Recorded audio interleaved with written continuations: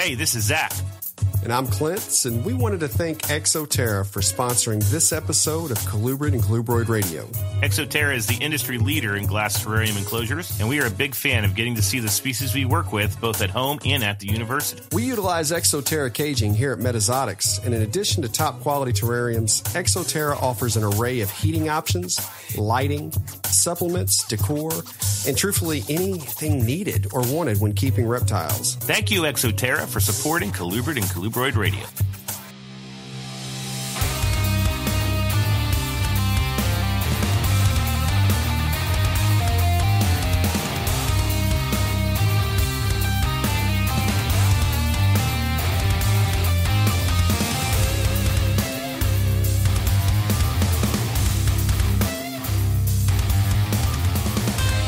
Hello, everybody.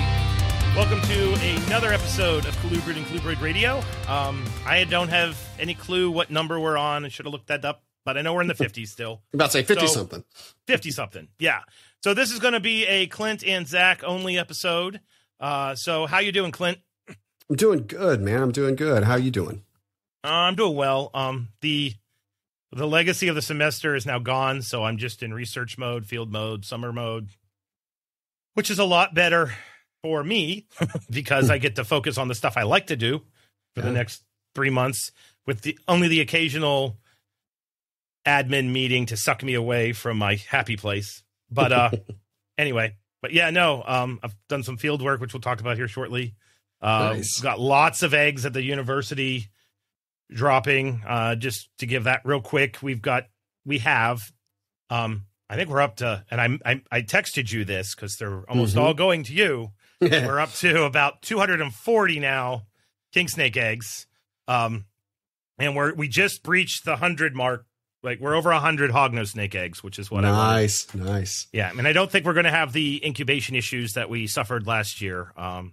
We hired on one of the Zooci people. He's a non-traditional student. He was a python breeder and he came back to school to get a Zooci degree, which is awesome. His name's Derek. And he is like my secret weapon to success, because he bred pythons for about 5 years before he came here. And I was like, You are my summer employee. Nice. Because you know what you're doing. So yeah, that's been kind of wonderful. But yeah, no, that's pretty much it for me on the keeping side of things. What's up with you? Well, like you, I've started to get to enjoy summer a little bit. I've been getting to watch the kids' games and just eating that up. My little girl so my wife was a Division I scholarship softball player. I mean, full ride scholarship. So it's in her blood. And my little girl is playing softball now. And I mean, she's just a beast out there. Yeah. I love it. She's 7 years old, but you look out there and it's like, there's all these little bitty girls and there's one athlete. You can see it. And so I love it to death. Yeah. Make me proud.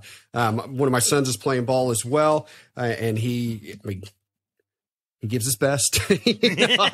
Love the boy. He's having a blast too. And so it's just fun to go out there and watch. But yesterday I got to take my boys. For those who don't know, I have twin 9-year-old sons and got to take them fishing for the first time this season. Well, I say first time. They fished out at our property, but just, going to some lakes they're not familiar with, that kind of thing. And we get out there and I've got one son who is the one who plays baseball. Yeah. This boy is a master of everything if you ask him. And the thing though is he doesn't want to get better at anything. He don't want to put any of that effort in to get better. He's just going to go out and he's the best, And so he told me, that morning he's the bluegill whisperer and he's going to go out there and just slay these bluegill. And after his brother had already caught 2 and he's not catching anything, for a while, kind of messing with him, teasing him and whatnot. Well, he's also, they're at that age where as soon as the bobber gets moved, they're yanking it. Exactly. Yep. And so sure enough, he gets this little bluegill on. He yanks that thing out of the water. It flies up, smacks him right in his jewels. And so me and his brother doubled over laughing, as he's, it just makes good time. So yeah, getting to spend some time with them. So that's great. As far as around the shop, we are up. I need to take the time and go count the eggs Yeah. I just haven't. Like, I write down how many on the tub when I'm putting it in, but I don't know what I'm up to. But I do know we are officially at, we've crossed 70 clutches in the incubator so far. So 70 clutches. That includes balls, actually 72 whenever I include bearded dragons, balls, and colubrids completely. We just had a ball python clutch hatch over the last couple of days, and it's a few urban camos and some real nice stuff in there. So it's one of my favorite kind of clutches to watch hatch because you don't know what's going to come out of it. You know, it's one of those fun ones. Still have several things that are gravid. Some of note. I had a line pine. Oh, cool. Lay. I'll see if they're good. I'm not, they ended up going bad last year, and unfortunately she's egg bound. She still got at least 4 in her. And typically the way I handle that is I don't really, if I feel that I need to, aspirate it? Is that what it is? Yep. Yes. If I feel I need to aspirate it, I do. But in my experience, I usually have better luck just giving them some stuff to crawl around on. Yep. And making them move more, and they end up working it out themselves, even if it's in there a little while. I never tell someone not to go to a vet. Just unfortunately for me, there's only been twice I've ever taken an egg-bound snake to a vet, and both times they got the eggs out, and then the snake was dead 3 days later. Ooh. And so, but anytime I've let the snake work it out, and sometimes I've helped, like I'll take some preparation H and do some things to help them get through, but. We'll see what happens with this pine, and hopefully she'll pass these. But do have some eggs from her. Gray bands are laying. Black milks have laid. I'm also excited because I've now been able to confirm I've got 2 gravid Taiwan beauties. Nice. And this will be the first year producing that particular species. So cool. Really looking, really excited about that. Let's see. Got shows coming up, doing that this weekend. This is a doubleheader for us, where we'll be doing Evansville on Saturday, Indianapolis on Sunday.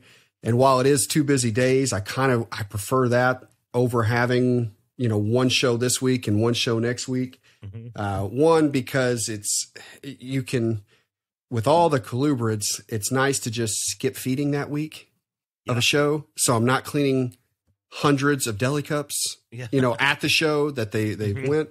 But when you've got them back to back, you don't want to do that, or 2 weekends in a row. Plus they're already packed up. So once I pack them up for a show, I just, put them in the box and I'm ready for the next show the next day. Yeah. So we're good. So, got that going, but, it's been an interesting few weeks. Cause what has it been 3 weeks since we recorded? Are we on 3? Are we on 2? I think we're on 2. Okay, it feels longer for some reason. Maybe we're like 2.5. Gotcha. I think. But it does, it's been an interesting few weeks, and I'll talk about that in the market update on, kind of what we've seen. But all in, man, we're doing great. Things are going, pretty Excellent. Well, and just kind of chugging along, moving with summer. No, with the king snakes here at the university, we inherited that collection from Jen Archer. So thank you, Jen. And it had a bunch of morphs in it. Mm-hmm. Pretty much, I would say 90% of the Florida king snake morphs we have, including some really cool stuff. Like we have true, pure New England exanthic Florida kings, which is and they look good. Yeah. I've got some phenomenal. From you. They look good. And that's one that people weren't really breeding them for a little while, and they kind of dwindled away. And then people were like, "Oh crap, they're going away." So that's one of the very, very, very few morph projects that we are doing at the university, because I was like, I like them, we're going to keep them, and we have 2 different lines, so we can keep 2 lines going, and then we can cross them, so we can end up with really nice animals. And that's a morph that it's really, if you don't know what it's going to be as a baby, you don't appreciate it until it gets some size on it. It's like, wow. They look like the Florida King version of an Outer Banks king snake. Yes. Mm-hmm. Yeah.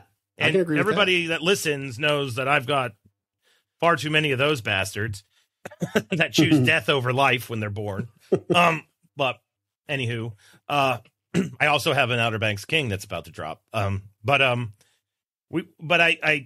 didn't realize how many females we had And so I have a student who's doing a project. This is the second year of the project, where we fed half the females twice a week during the breeding season, and then the telegenesis, and then dropping eggs.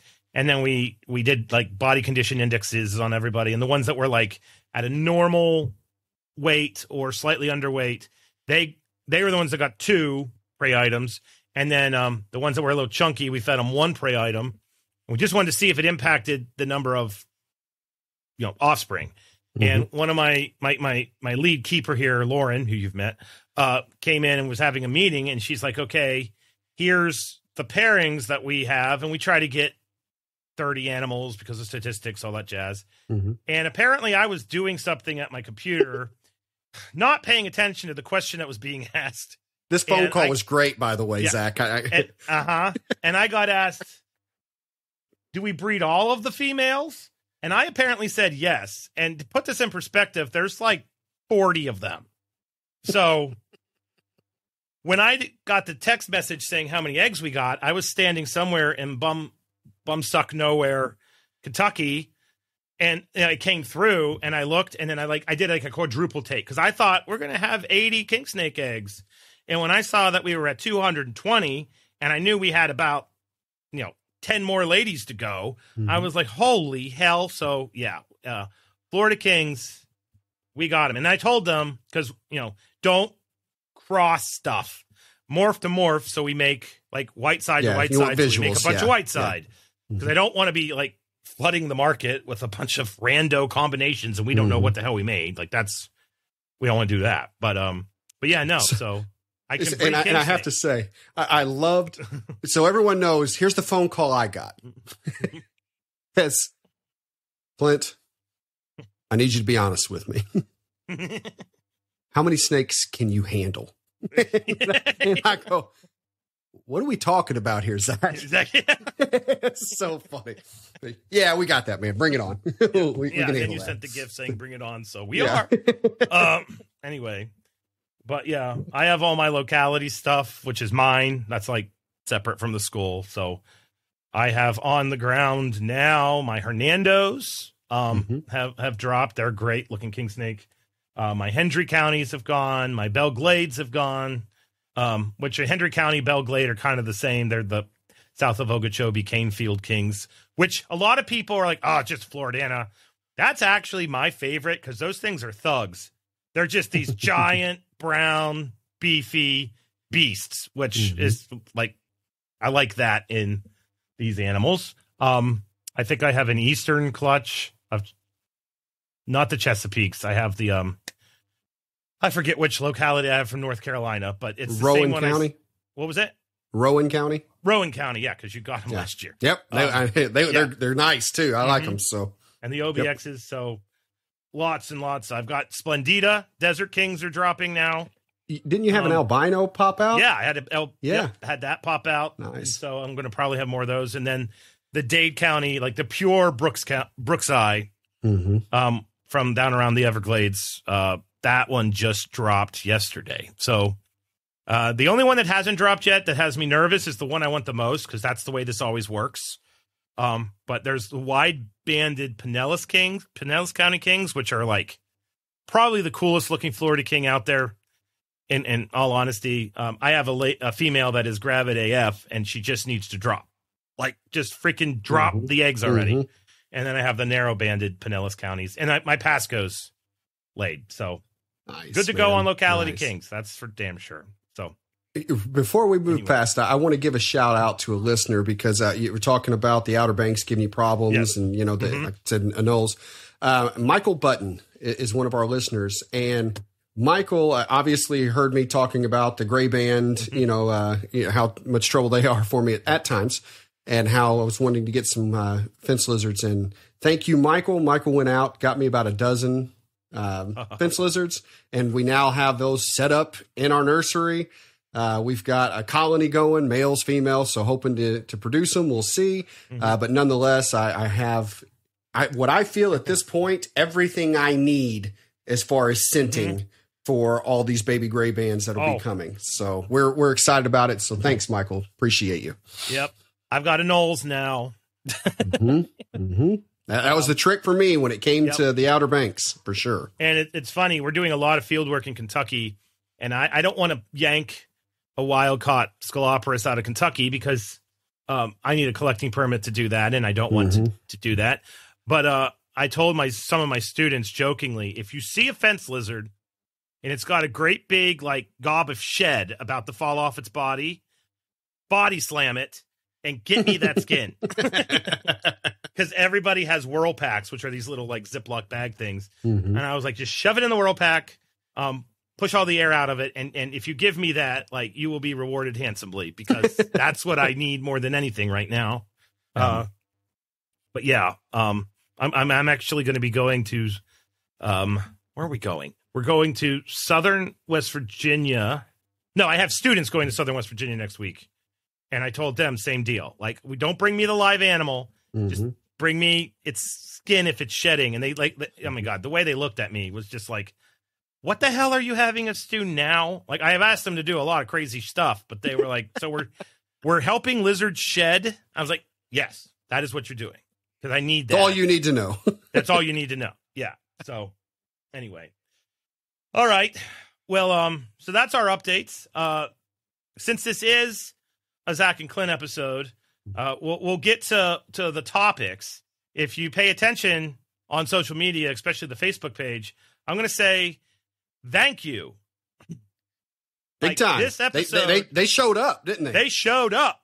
Yeah. The last time we did this, I remember doing this once. I think we got 4 replies where I asked, what do you want us to talk about? And, that was maybe 2 years ago, a year ago. I don't remember when. But I think we're over 50 replies. So, well, I might as well just introduce it because we're talking about it. So we're going to be talking about some show etiquette stuff, some selling etiquette. And we're going to, one of the things that was brought up was selling rear fang snakes. I have a little bit of experience doing that with false water cobras. So we can certainly discuss that part of herpetoculture, because as many of our listeners believe, and some of them don't, I guess, these animals may not get the respect that they deserve. So we got to make sure that we're not going to do something stupid by selling a 9-year-old or a 12-year-old a boiga. Right. We don't want to do that. So I have a protocol I use with false water cobras. And then some snakes are rear fang that we probably don't respect enough, like tricolor hognose snakes and hognose snakes in general. So we'll talk about that. And then we're going to be talking about just some issues that we see in the hobby. Yep. Yeah. It's kind of like it's Festivus in May. But then the second half of the show is where my blood pressure is going to go through the roof. Yes. It's what's going to be the second half. I didn't think this was going to irritate Clint quite the way it irritated him when we were doing the before show stuff. But there was a lot of people saying North American rat snake taxonomy. Put the taxonomy. What the hell's going on with the rat snakes? And then there was some other snake taxonomy. Justin Smith, we hear you, bud. It was why the hell do we look at hemipenes? So we're just going to basically do the science part of the show as the second hour. So we're not going to do a science update now. You just hang, because the whole second hour is just going to be science, taxonomy, gobbledygook, all that kind of goodness, if that's the way you roll. So that's that. But before we get to that, we obviously have our market update, and Clint has some interesting observations. Yeah, absolutely. So let's hop into that. Let's hop into it. As always, our market update is brought to you by the Show Me Reptile and Exotic Show. Show Me has got some good shows coming up. Let's see here. We've got June 8th, they will be in Paducah, Kentucky. June 9th, Columbia, Missouri. June 16th, Blue Springs, Missouri, which is Kansas City. June 1st, we've got Springfield, Missouri. And I know that Springfield show is always a good one. So just a FYI there. Let's see. I know there's also Knoxville, Tennessee is on June 1st. Loveland, Colorado on June 1st. Jackson, Mississippi, June 8th. Oklahoma City, June 8th.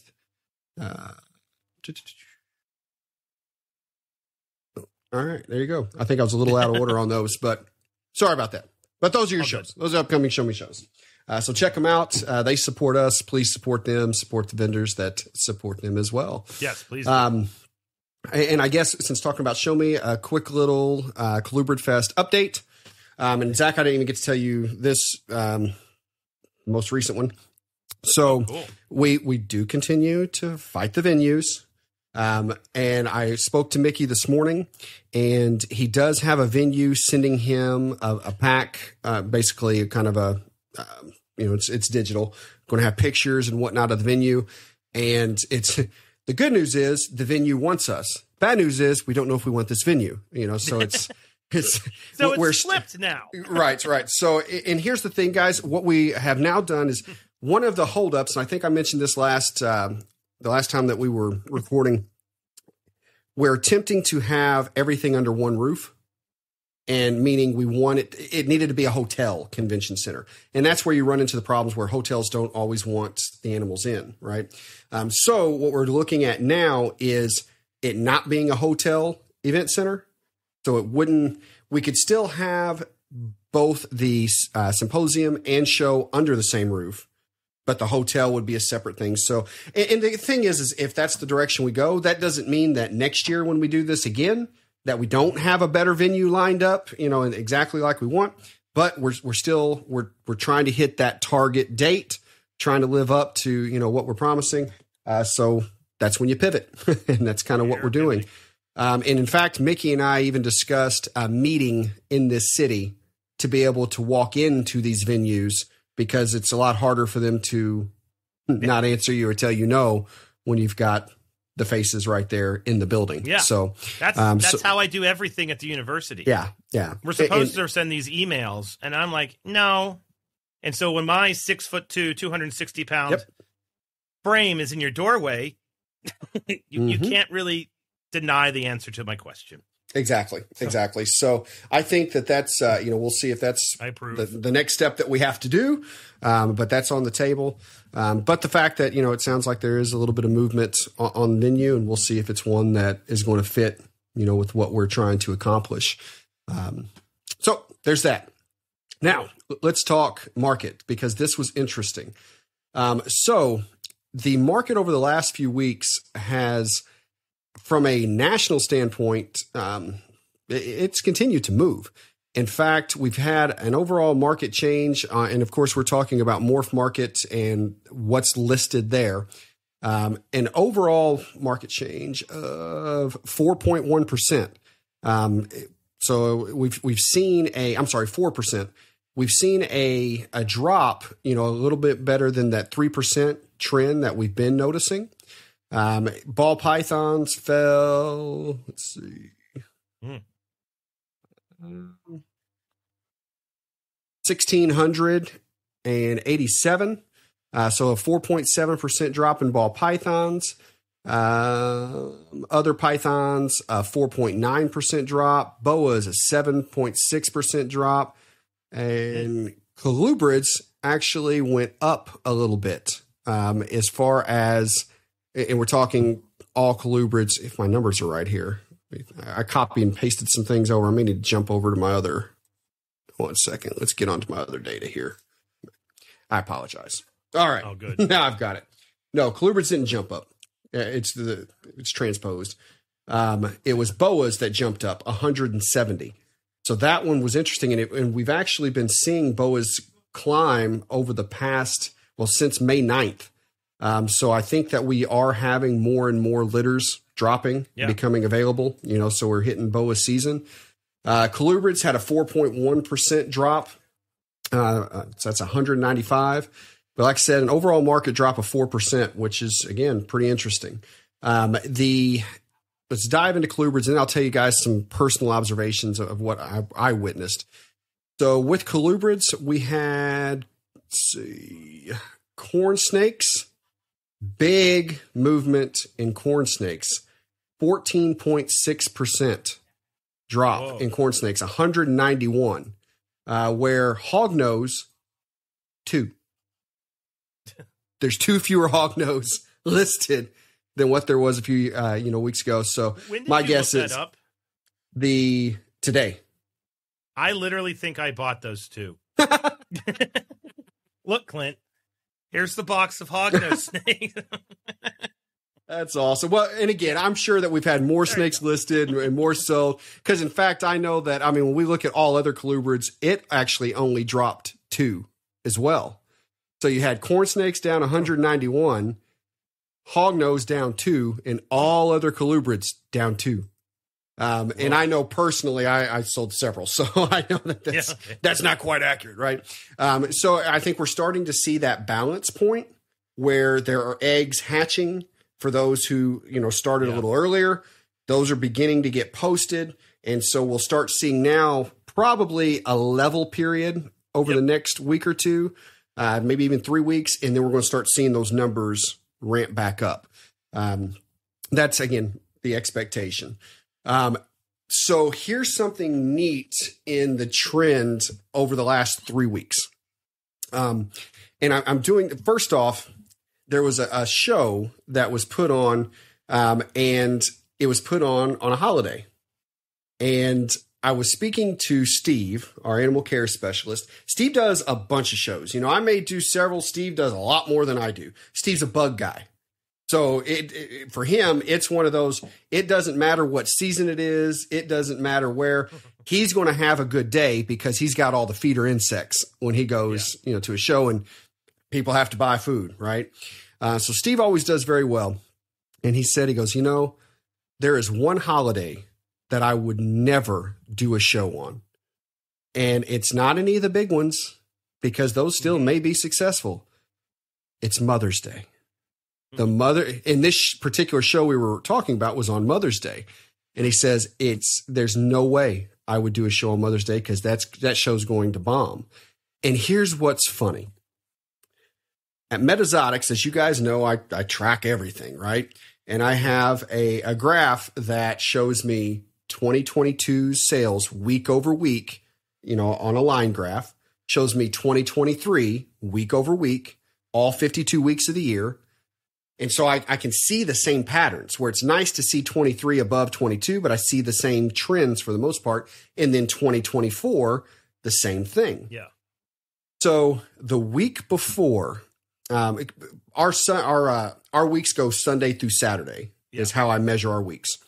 So the Sunday through Saturday before Mother's Day, all of 2024, we've been riding high. It falls and matches 1% difference from 2023. The week after Mother's Day, so the Sunday of Mother's Day through Saturday, we actually fell short compared to 2023, which is extremely unusual for us. Yeah. And I thought, wow, okay, it's, we'll see what happens now. The week now after, we catapult. Yeah. We just jump back up, right?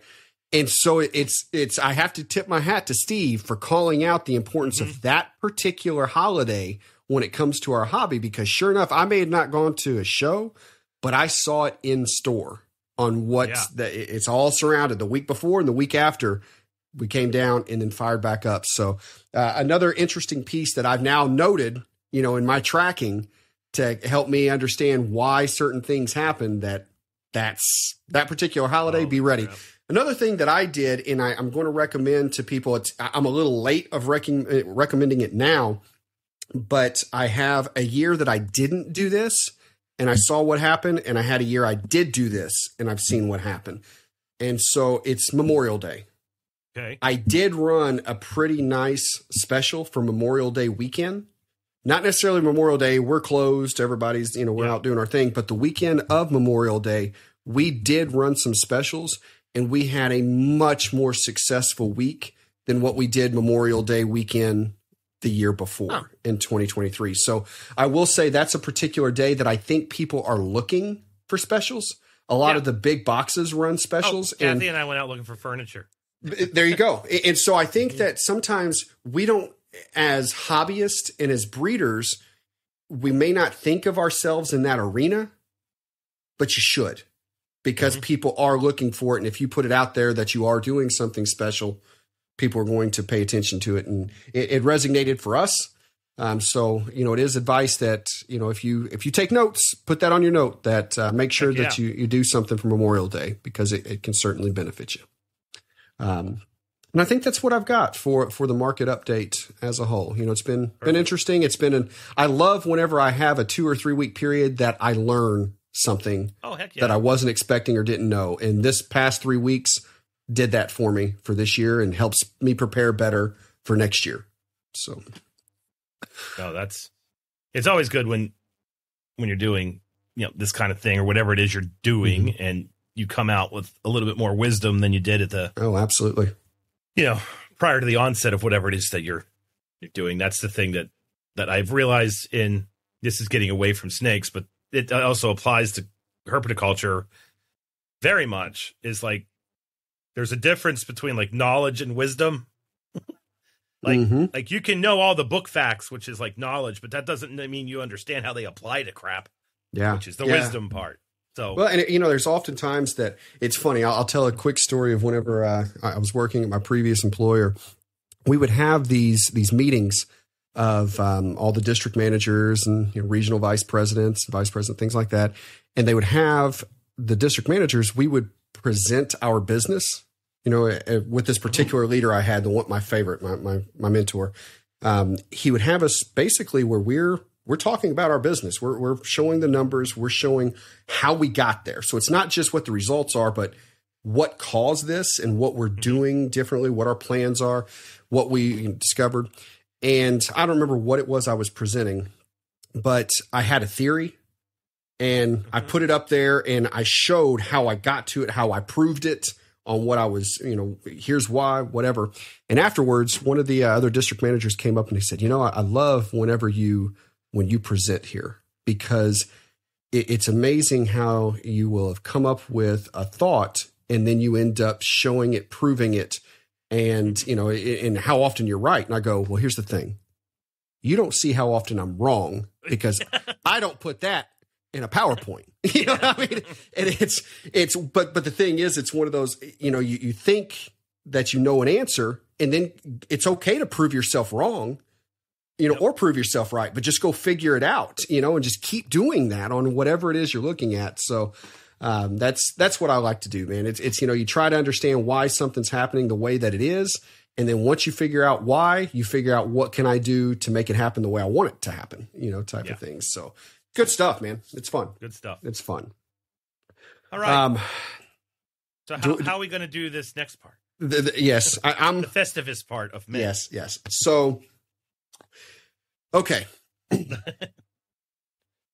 We're talking about the hobby as I guess, really what we're about to move into, and ethics.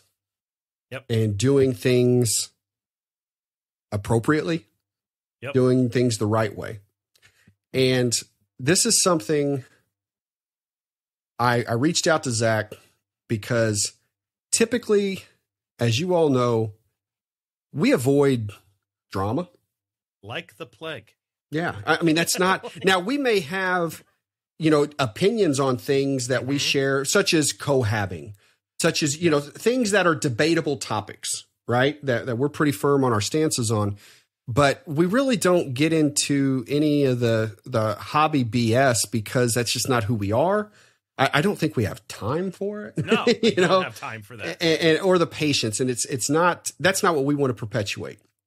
And something came across my phone that I finally felt like, this is something that I want to address, because we have the platform, and with everything we're trying to accomplish, this is something we should call out, because I'm trying to keep my everything PG-13 in my wording of this, because I was furious. I mean, Zac can attest whenever I was messaging him. Lots of rage. Okay. So I have a screenshot of a post from a show promoter. And this is an individual I've been in the same building as a few times, not in a very long time, because I certainly avoid this individual now. I would never be caught dead in their show. And I don't even follow this individual. It was sent to me because of what it was. And I'm not going to say the individual by name.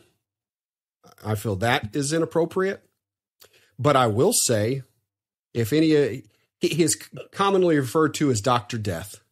And that should be enough for most of you to have an idea on who I'm speaking about.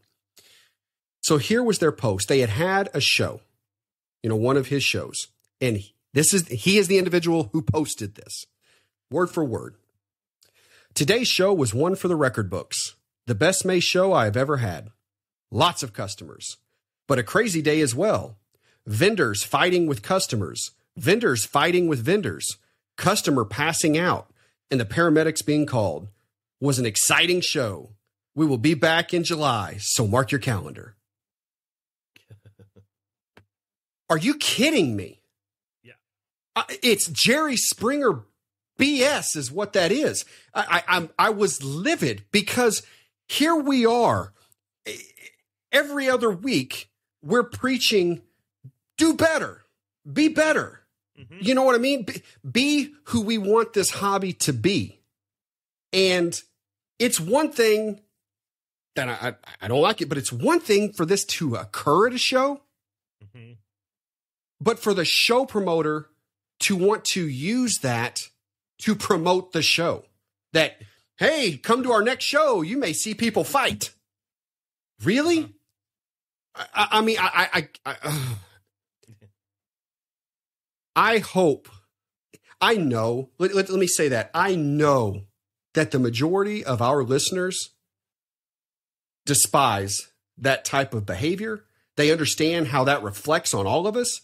It's shit like that on why we have trouble finding a venue. Exactly. You know, why you nailed it. And it's living up to the public stereotype. Yes. Yes. And when unfortunately, when people do that, we promote the stereotype. And then there were definitely families at that show who had never been to a reptile show before. Right. Who had learned if you want to get a ball python and you want it to be in good shape, or you want to get a corn snake, you got to go to the reptile show. Mm-hmm. And, when they see that, all the stereotypes of the crazy reptile person who's unhinged and everything else they're validated instantly. Yes. I'm disgusted by it is what I am. Yeah. I'm absolutely. And the thing is, it's as someone who is, we're all in this hobby. We're all in this community. This is, think about it. All the investment I have at this point into this hobby, my livelihood depends on it. Right. And again, I don't like the thought of Clint's in it for the money. I think you guys know better than that. And, on another show, I can really prove that to you. Trust me. But the knowing that type of idiocy, the negative impact it can have on all of us because of that, because this is what ends up, it can cause different laws to be passed in the state. It can cause maybe reptile shows get eliminated from these certain cities or these certain areas completely. And that has a negative impact, on the hobby as a whole. Just, I hope that we all can learn from that type of behavior and avoid those type of individuals, avoid those types of shows. Yeah. Because it's you don't vote with your hand, you vote with your dollar. Yep. And where you go spend your money that's what's going to be perpetuated. So please, if you see that type of behavior, not only don't participate, exit and don't go back. Let's help make the hobby better instead of that junk. This is when this might be perceived as being snotty or snobby, but I oftentimes talk about, and I'm not in any way, shape, or form calling out you using the word hobby, but I feel like there's a difference between hobby and discipline. Yep. Like what a lot of the people listening to this show are doing is more on the discipline side than what I would call a hobby. Yeah. Like you're a great example. This is not a hobby for Clint. Right. Right. If you're not breeding snakes, your two boys aren't getting food.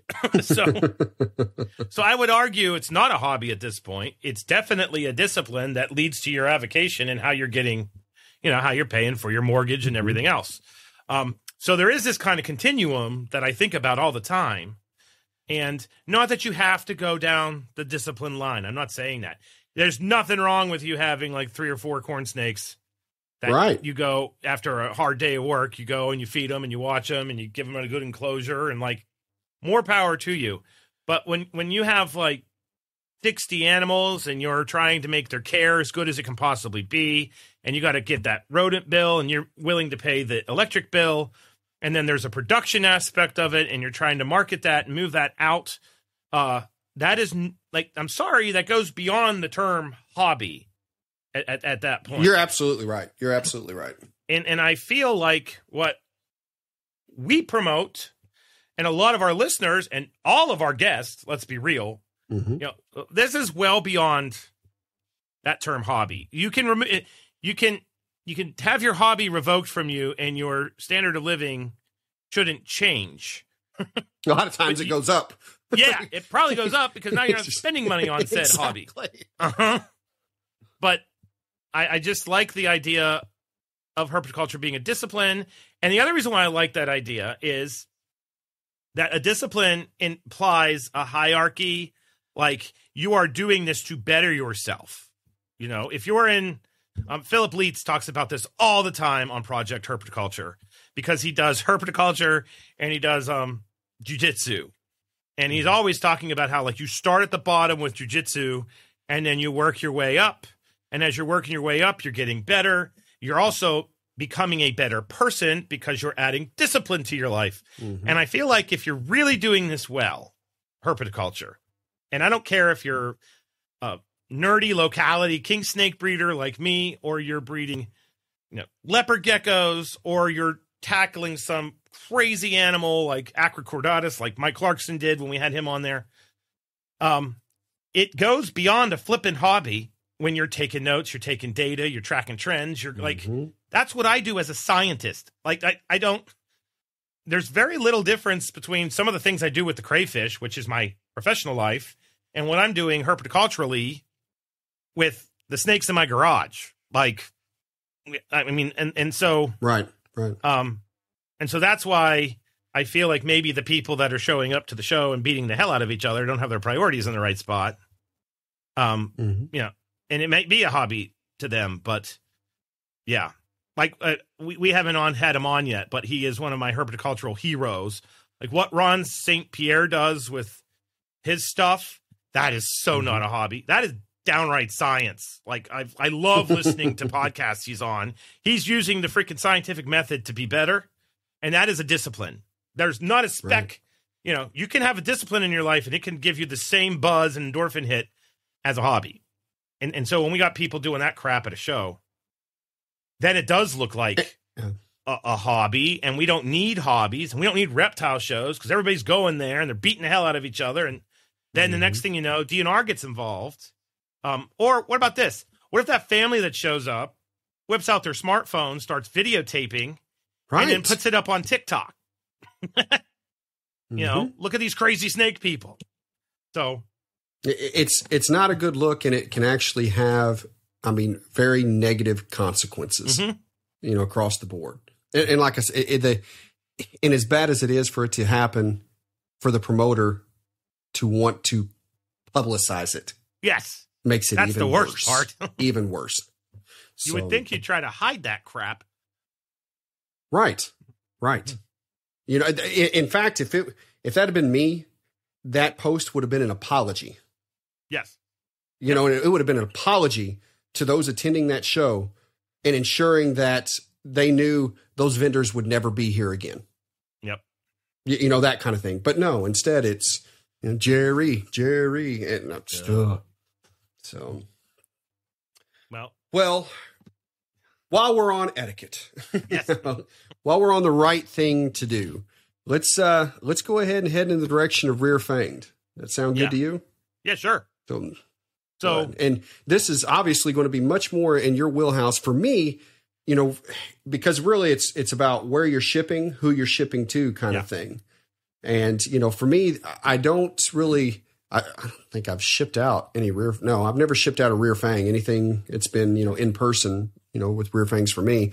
But what I have dealt with are a few of the locality, well, not locality, local laws as far as certain species can't, take place. And, so I'll chime in a little bit on kind of my thoughts on that, but that's about is the extent that I've ever dealt with is, whether or not I can send a corn snake here kind of thing. Sure. Well, first and foremost, of course, this is where the disclosure comes out that this is my way of doing things. I am not saying this is the best way to do things. I would never say that. I can learn more than anybody. But when I got into the situation where it was selling the false water cobras, it made me really uncomfortable at first, to be totally honest, because I'd never done anything like this before. And there is that whole, they are a rear fang snake. How the hell am I going to make sure these are getting in the hands of somebody? And so what I started to do is basically I made it difficult for people to get a snake. That's what I did. So, you've talked about it before, how somebody messages you and goes to buy the animal, and then they're like, I want a picture. And you're like, there is a picture. I think it was Owen, when we had Owen on, that was talking about that. Well, with me, I do a lot of that. So first and foremost, I only moved my animals through the false water cobra page on Facebook or word of mouth. So somebody knew me, like Dan Sheehan has sent people to me before, but I ask a lot of questions. First question I ask when I get a reply or somebody messaging me is, how old are you? And then I'll get an answer. And then I go internet sleuthing like you wouldn't believe to make sure they are actually that old. I have caught one 16-year-old who said that he was 35, no joke. And I was like, I don't think that's true. It's funny. I shouldn't say the secret, but I'm going to. If I get a message on Facebook, they're probably 30 years old or older. I know where this is going. Yeah. I get a message on Instagram. It's kind of all over the place, and I'm not on TikTok. I don't even know how TikTok works. So, but I do look them up. And then I ask questions. Why do you want this snake? With the falsies, it's been really interesting. Most people literally want them as a large display animal. Like I've only had a handful of people that said I'd like a pair. I'm looking to breed them. And so then, I get that. Then I ask, what state are you in? I always ask, what state are you in? Because there are definitely states that are illegal. And, full disclosure, I'm not going to say what state. I've made mistakes. I thought this was a legal state. I sent one. Like, oh, crap. So, that it's hard to interpret the law. Like, Indiana is a great example. We thought we couldn't send them to Indiana, and then you talk to the DNR, and apparently we can. So, yeah, but not all rear fanged. Yes, there's a list. Exactly. So, yeah, and that's kind of where, that's hard as a seller to know that. And that's not just with rear fanged.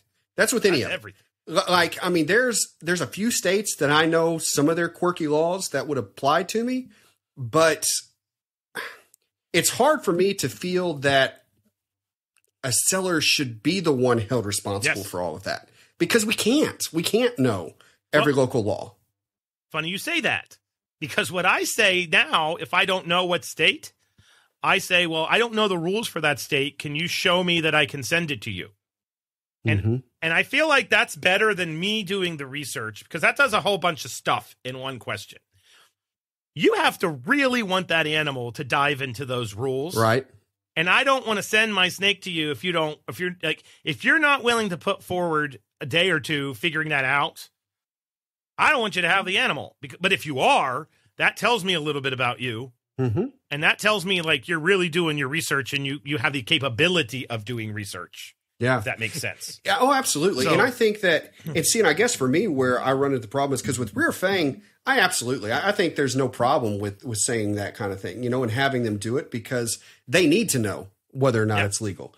My problem is when someone, if I didn't know, when someone messages me from Georgia and wants a corn snake. Yep.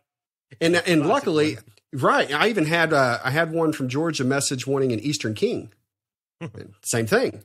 And it was neat because I actually replied and said, unfortunately, because this is one I know. If I know it off the top of my head, I'll let them know. And unfortunately, this is, I can't send one to, Georgia because you're not able to have, your natives there. And it happened to be the individual that ran the reptile facility it's in Atlanta. I forget what it's called if I go through my emails, but it's like an animal facility there that's open to the public and all that. And they ran the reptile department. And she goes, well, we actually have the permit to be able to exhibit it and send it to me. And I'm like, fantastic. Not only can I do it, but I love knowing that one of the animals from Metazotics is being displayed, there. Yeah. And so, but there's just a few of those where I happen to know it, but there's so many that you just can't. And not even just from a state level. Sometimes it's the city doesn't allow a certain thing. I mean, so it's tough to try to be on the up and up. So, but I think that you're definitely on the right page when it comes to, making them look it up and provide you, proof for something like a rear fang. There's even, this had nothing to do with the law. In Indianapolis, Brian Hahn, who runs the Indianapolis show up there, love talking to Brian. We owns ARS Caging, and we chat every time I'm there. And I had a false water cobra on the table, and this was the second show that I had a false water cobra on the table. And he comes up and he goes, "Hey, you can't have the falsie here." And I go, "Yes, I can." And he goes, he just kind of looks at me like shocked, and I'm like, "Yes, I can." I'm like, I've got an email right here. I've got it printed out, that says I can have it. And his response, and I had to respect him for it. His response was, "It's not the state, it's me." At his show, he just didn't want anything that could be a problem, which kudos to Brian for saying that, because here we have this other a-hole that, I was talking about earlier who, is promoting the wrong thing. But to Brian, he was going even further than what he had to from a legal standpoint, just to make sure there wasn't anything that can tarnish, his show. So, and, while I was disappointed I couldn't display it anymore, I had to respect, his wishes on that. So, so I do. Yeah, no, you have to, with these animals in particular, I think the way it works is whenever you're told no, you say thank you and move on. Mm-hmm. Don't fight it. Don't push the issue. Don't argue, because it is a weird scenario to be in. And I, of course, the very first freaking animals that I decided to sell were probably among the most difficult to sell because of this stuff. The other thing I do with the keeper is I grill them. Like, I literally ask a lot of, what have you kept? What are you going to keep it in? I don't say they need to be kept in a PVC enclosure. I say, what are you going to keep it in? Anybody that's listened to me on a podcast with false water cobras knows I am not an anti-rack person, but I am anti-rack when it comes to false water cobras when they get to 3 feet or bigger because they crap, and I've had people say, I got, the big blood python ARS racks. And I'll say, well, do you have a PVC enclosure? Are you willing to move it into that? And like, oh no, I got the rack. You're not getting my snake. I'm just not doing it. Like, and I have had people lie to me. You can't. It's going to happen. People. Yeah, it's going to happen, and that irritates the hell out of me. But at the same time, there's that. And then with the animals I've kept, I just ask questions, and then what I do, and I probably shouldn't say this because I'm letting all my secrets out, is if I've got someone who's super eager, I am waiting. I don't want that impulse. Oh my God, I saw this beautiful image of a freaking falsie on an Instagram reel. I got to have one. Like, nope, we're going to maybe wait a week before. Yeah. I'll reply immediately. And then not really ghosting, but it's just like, do you want this thing 7 days later? And so those are what I do. And then finally I ask, what is it going to go into? And what are you going to do if you get bit? Now, false water cobras, I have a unique stance on false water cobras. I am certainly not saying you won't have a reaction with false water cobras.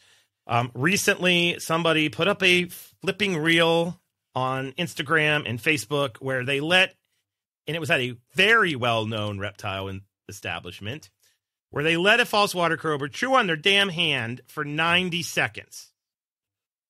and their hand blew up and they were documenting it. And it was like, this is science. That's not science. That's BS. That's what that is.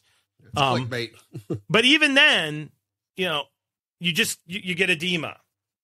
A false water cobra is very different than a Toxicodrius. I forget the damn common name. Dog-toothed cat snake. Yep. I think is what that thing is. Yeah. Or like a Boiga dendrophila, a mangrove snake. I feel like there's kind of levels here. But with the falsies, I do all of that.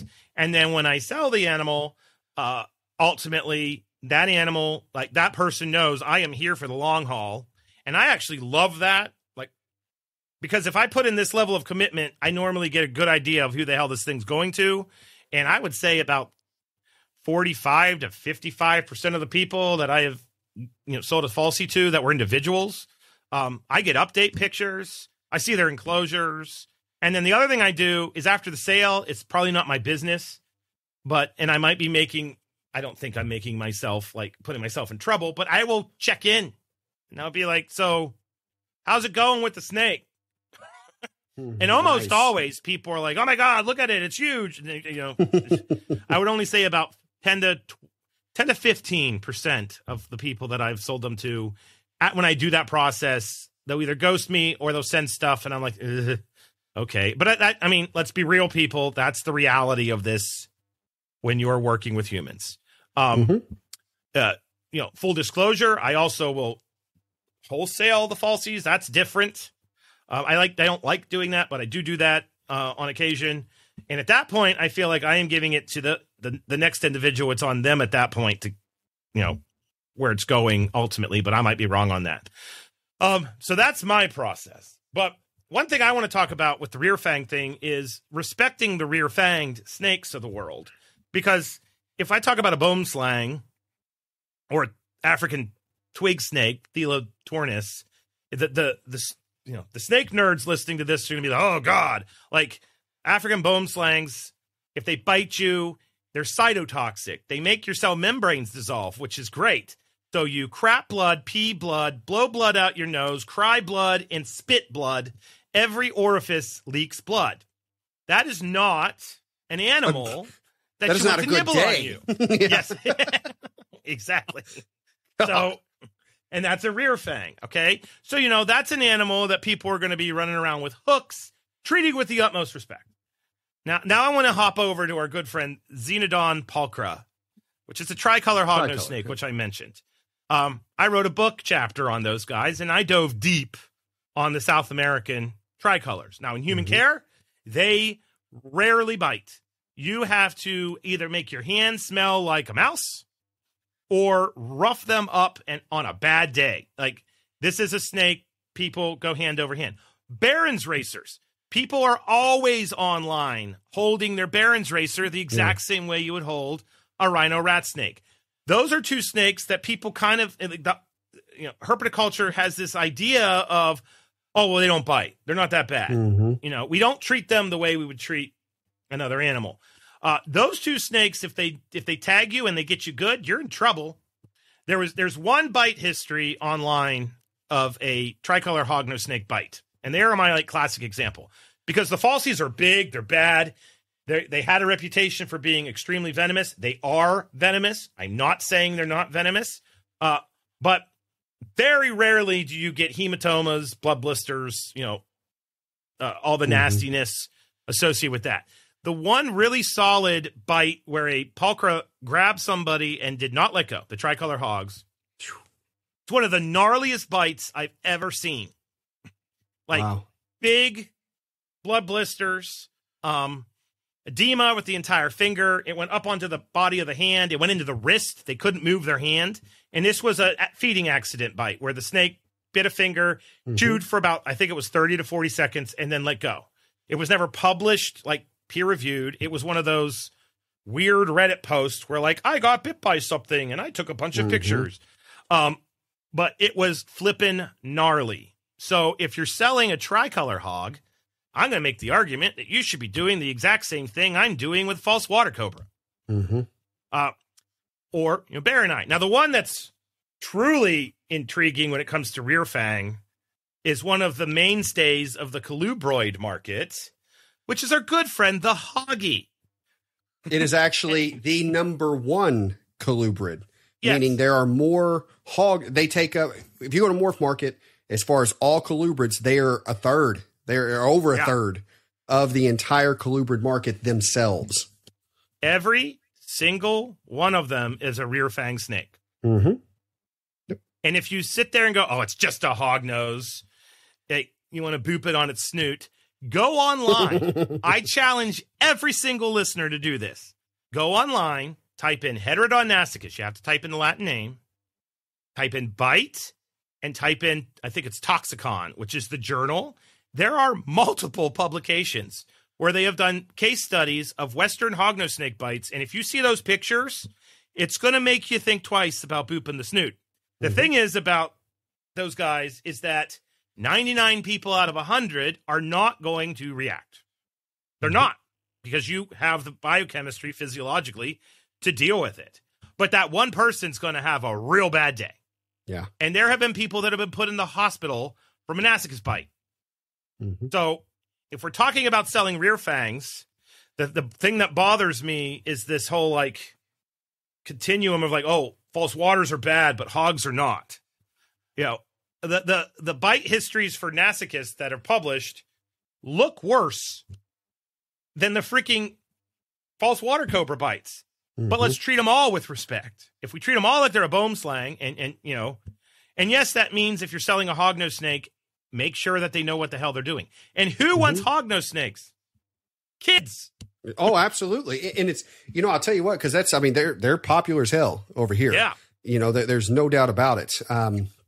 And in my little experience, and I'm going to say that I keep several hognose now, and I've had the falsies in that I've got from you. In my experience with them, the falsies, when I don't even want to say when they're angry, it's because they're more skittish, really. Mm-hmm.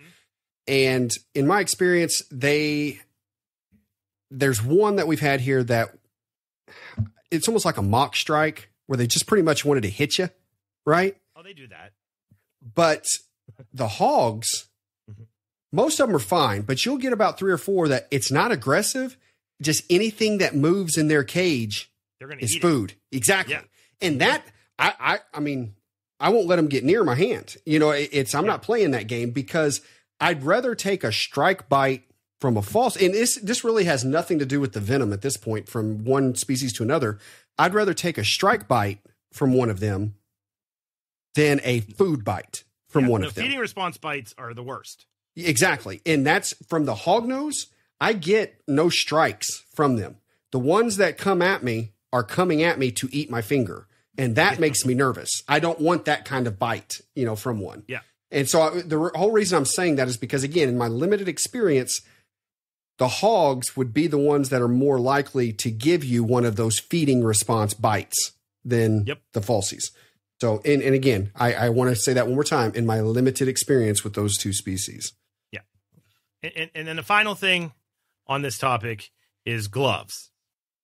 I like one of the Facebook groups that I have liked since I've joined it. It might even be a contributing factor to why I like false water cobra so much, is the 2 Facebook groups for those snakes, the false water cobra, which back in the day was mostly people from the United States, and then false water cobra, which was mostly people from Europe. Now it's a perfect hodgepodge of both of them from both countries. Some people talk about the whole wearing gloves and like that's such a noob thing to do and everything else. If you're uncomfortable, wear the gloves. The problem with the gloves is that it can give you a false sense of security because you're thinking about your hands and you're not paying attention to your wrists. And with something like a false water cobra, a big one, if it is food motivated, it's like a freaking indigo snake. Only it can deliver that bite. And the thing about those rear fangs on a big false water cobra, which people have talked about this in that group, is that even if you don't get envenomated, it is a gigantic tooth on a 7-foot snake. They'll slice and dice you faster than anything. Like they're gnarly. And so you think, oh, you can bite me on the hand. And the next thing you know, it misses your hand and bites you on the wrist. And now you got a problem. So the only thing about gloves is that I just simply tell my people, wear the gloves, make sure they fit your hand really tight. You want your dexterity to be good, and make sure they go over, you're wearing a sweatshirt or something to kind of get up over your wrists are protected as well. Until you get comfortable. People have been shamed for that. I don't know why the hell we're shaming people for that. Like, for Christ's sake, people want to do it. Let people be. Yeah. It's better than letting one bite you to get Instagram likes and let it chew on you for 90 seconds. So, while we're on the subject of, kind of safety on some of these, one of the things I would recommend, and this comes from a king snake and Carinata breeder. Yeah. Keep a bottle, and preferably one with a snap top and squirt, a bottle of rubbing alcohol nearby. And the reason I say that is because that is the one way that if a snake latches down and won't let go, this is how I have to get king snakes apart. If the female wasn't in the mood and she decides she's going to eat, now you've got two snakes biting each other wrapped up. Same thing with Carinatas. If you put alcohol on that nose, they will let go immediately. Yep. Snakes absolutely hate rubbing alcohol, that smell. And now, obviously, if one of them's latched onto me, I'm not putting a little piece on my, a little bit on my finger and rubbing on the snout. I'm squirting it right there on their face because I'm getting that snake off me immediately if it's something like that. But just, again, something to recommend, since we're on that, that path of this conversation right now, keep some rubbing alcohol right there handy when handling, a snake that could deliver something that would deliver a chewing bite, in that regard. And that will get them off of you as quickly as possible without damaging their teeth and hurting them in the process. So. No, agreed. 100%. And I guess the final thing is, if you don't feel comfortable selling the snake, you don't need, it's worth saving the money you would make to ensure that in essence, if your gut is telling you no, there's a reason, and you're probably right. Mm-hmm. And I have denied at least 30 people. That's a minimum number through that process I talked about, like that probably closer to 50. But if I have a kid, and with me, I went an extra step. I decided to write a book on these damn things. And I ask right off the bat, it seems arrogant, but like, do you have my book? And they're like, okay. But if they're like, yeah, I got your book, then they start rattling the stuff. You've done your homework. Yeah. You know what I mean? Right. So, know what you're getting into. Yeah. So just that's our take. And to put an end cap on it, I'm not saying that's the best way. I'm not saying that's the right way. I'm simply saying that's what I do, and people wanted to know. Or to have a discussion. So there's our discussion. That's right. All right. Okay. Sounds good. So now that we're going. Here it comes. Yeah. now is the part where we go to the nerdy part of CCR. So people on and other forms of media, on podcasts, on YouTube, in internet posts have made comments to the fact that we tend to be a little bit nerdy, and we on occasion talk about things that are pretty niche and specific. And my response to that is, you're effing right, we do. That's what CCR is all about. So we are going to dive into North American rat snake taxonomy now, because it was at least 3, possibly 4 of our listeners said, could you please go over the rat snake taxonomy? And that's just on that post. I've had personal messages come through, over the months asking for the same thing. So this was due. So the way we're going to do this is I basically went into the literature, as nerds like me say, and I got all of the papers that matter for this conversation. And so we're going to discuss the papers and what the papers did, because I think that's important to give context. We're going to introduce a couple biologists, scientists that are super important, because as you're going to learn, they don't like each other. They got different ideas, different philosophies, and that's what's kind of driving the two camps on the science side. We might blow your brains a little bit. I certainly blew Clint's brain when he found out. Yeah, you did. Yeah, the take me names off we've been already. using may not be correct. So there's that. And then we're just going to basically try to keep this fun and light. If you've got questions, message me. If you want these papers, message me your email. I've got a Google folder I made with all the papers. And if you've got a Gmail account, it makes it super easy. I'll just send you the papers. So it might take me a week or two because I'm a busy guy, but you will inevitably get the papers. So if you know what? Why don't we we can just put the links up on our Facebook page. Yeah. Oh, yeah. We actually need to figure out a way to get the files tab to work on our Facebook page. Yeah, because I think this is something people will be interested in, especially the maps. Okay. But before we get to the rat snakes, we're going to do a little bit on snake taxonomy because our good friend Justin Smith from the Herpetoculture podcast, THP, asked, why the hell do people care so much about hemipenes when it comes to snake taxonomy? And this is a great question because I've asked this question when I was in college. I teach herpetology now at both the undergrad and grad level. I take in herp classes. And I'm a crayfish taxonomist, so I can certainly answer this question. So the reason why the hemipenes are so important is before we had DNA, you had to be able, as a scientist, to grab one of these animals and say what made it different. And it's super easy to separate these things at a genus level. So you can pick up an eastern king and you can pick up a black rat snake and ask the question, how are these things different? And you can immediately say, just by looking at them, oh, well, the eastern king has white bands in the black body. The black rat snake is mostly black with red interstitial stuff. Head shape, head body size, all of it, yeah. This has a semi-keel. This doesn't. So that's easy. But when you get within the genus Lampropeltis or the genus Pantherophis, now we got a problem because we've got these things that are closely related, but that gross morphology externally is the same because all the members of Pantherophis have the same characteristics. All the members of Lampropeltis within a species group have the same characteristics. So you need something that is intrinsically different. And so what is different is the anatomy of the male's hemipene. So that means if you want to be a herpetologist, and no one told me this, and if you are in your 19, if you're 19 or 20, I'm doing you a solid right now because you're like, I want to be a snake scientist. Get ready to look at a lot of penises. That's what you are dedicating your life to. A whole lot of peens. In all fairness, Zach, this is somewhere that I think academia and breeders, we do, this bridges the gap right here. Because if there's anything I've looked a lot at in my life, it's baby snake penises. I mean, yes, that's right. I've spent so much time looking for. That's right. Yes. Thousands and thousands, miles and miles at this point, man. Yeah. So, yes, I think this is an area that we have in common.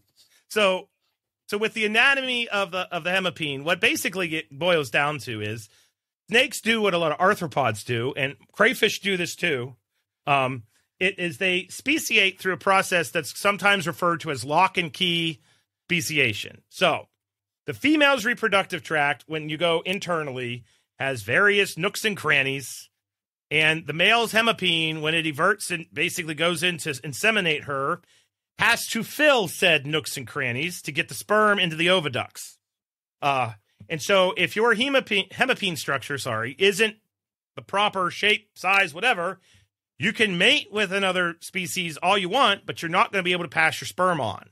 And so herpetologists figured this out very early on. And morphologically, snakes are what we refer to as morphologically conserved, which basically means you don't have a lot to work with. But when you get into the hemipene, and if you really want a horror show, go online right now and do a Google image search of hemipenes. They are horrifying structures. They are. They are not okay. They have hooks and little daggers. And lobes and you're not going anywhere.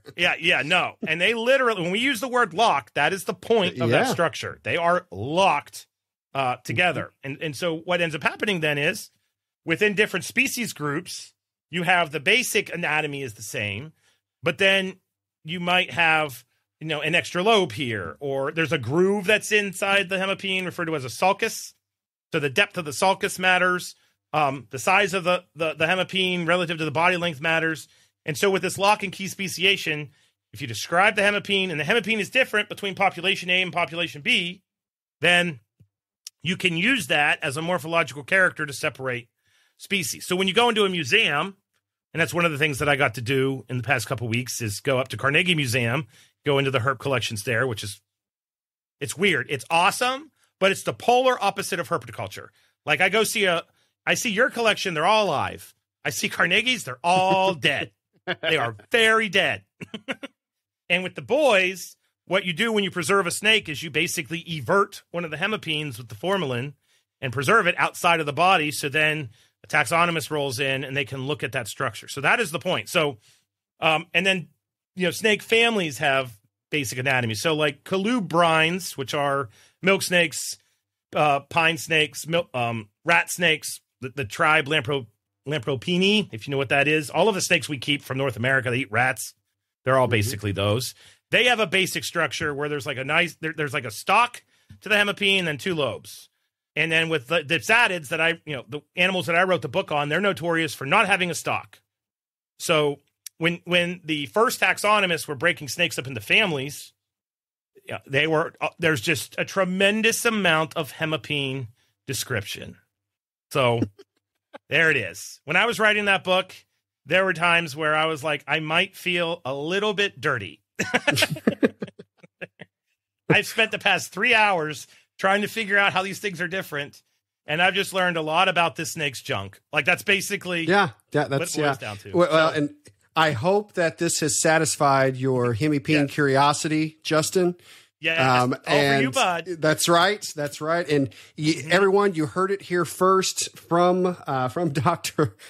Zac here. Size does matter. We've been lied to all our lives. So. Yes, there you go. So that's why the hemipene. Okay, so that's actually a perfect segue into the rat snake stuff, because up until the DNA revolution hits in the 80s and the 90s, that's what everybody did. So you went out, you looked at the hemipenes, you looked at color pattern, and you looked at geography. And if you could show this color pattern has a unique hemipenal structure associated with it, and you see the color structure, the hemipenal structure, and it's associated with this place on our planet, what we call a physiographic region normally, then a species it does make. So, you can name things. And so originally with the rat snake complex, I believe there were 7 subspecies described, and they were based off of that. All of these animals had a unique color pattern. We call that a phenotype. Mm-hmm. And that phenotype was always associated with geography. And the hemipenes didn't matter as much, but there was slight hemipenal differences between the subspecies. And so you were basically able to go around the country. If you were in Texas, you were catching these kind of moderate to large snakes with a whole lot of interstitial coloration and blotches. Mm-hmm. And then you would call that thing a Texas rat snake, right, which at the time was a Alephe obsoleta Lindheimeri. If you're in Florida, there's a lot going on in Florida. Florida, you go to the Gulf Hammock region. My favorite, I have 2.3 of these at home. 1.2, a male and 2 females from my dealer, which would be Chris Montross, because he seems to get a large supplies portion the crack, of my money.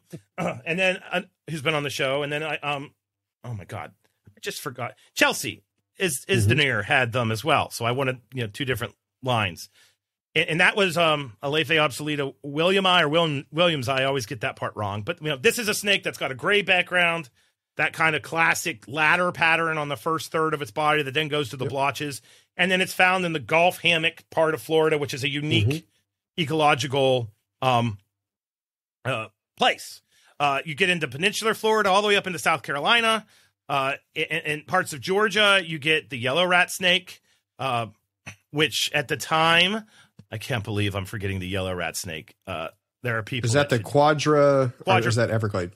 No, it's Everglades is Rosalini. Yeah, you're right. So it's Quadravitatus. Jesus, which literally means 4 stripes, which is what they have.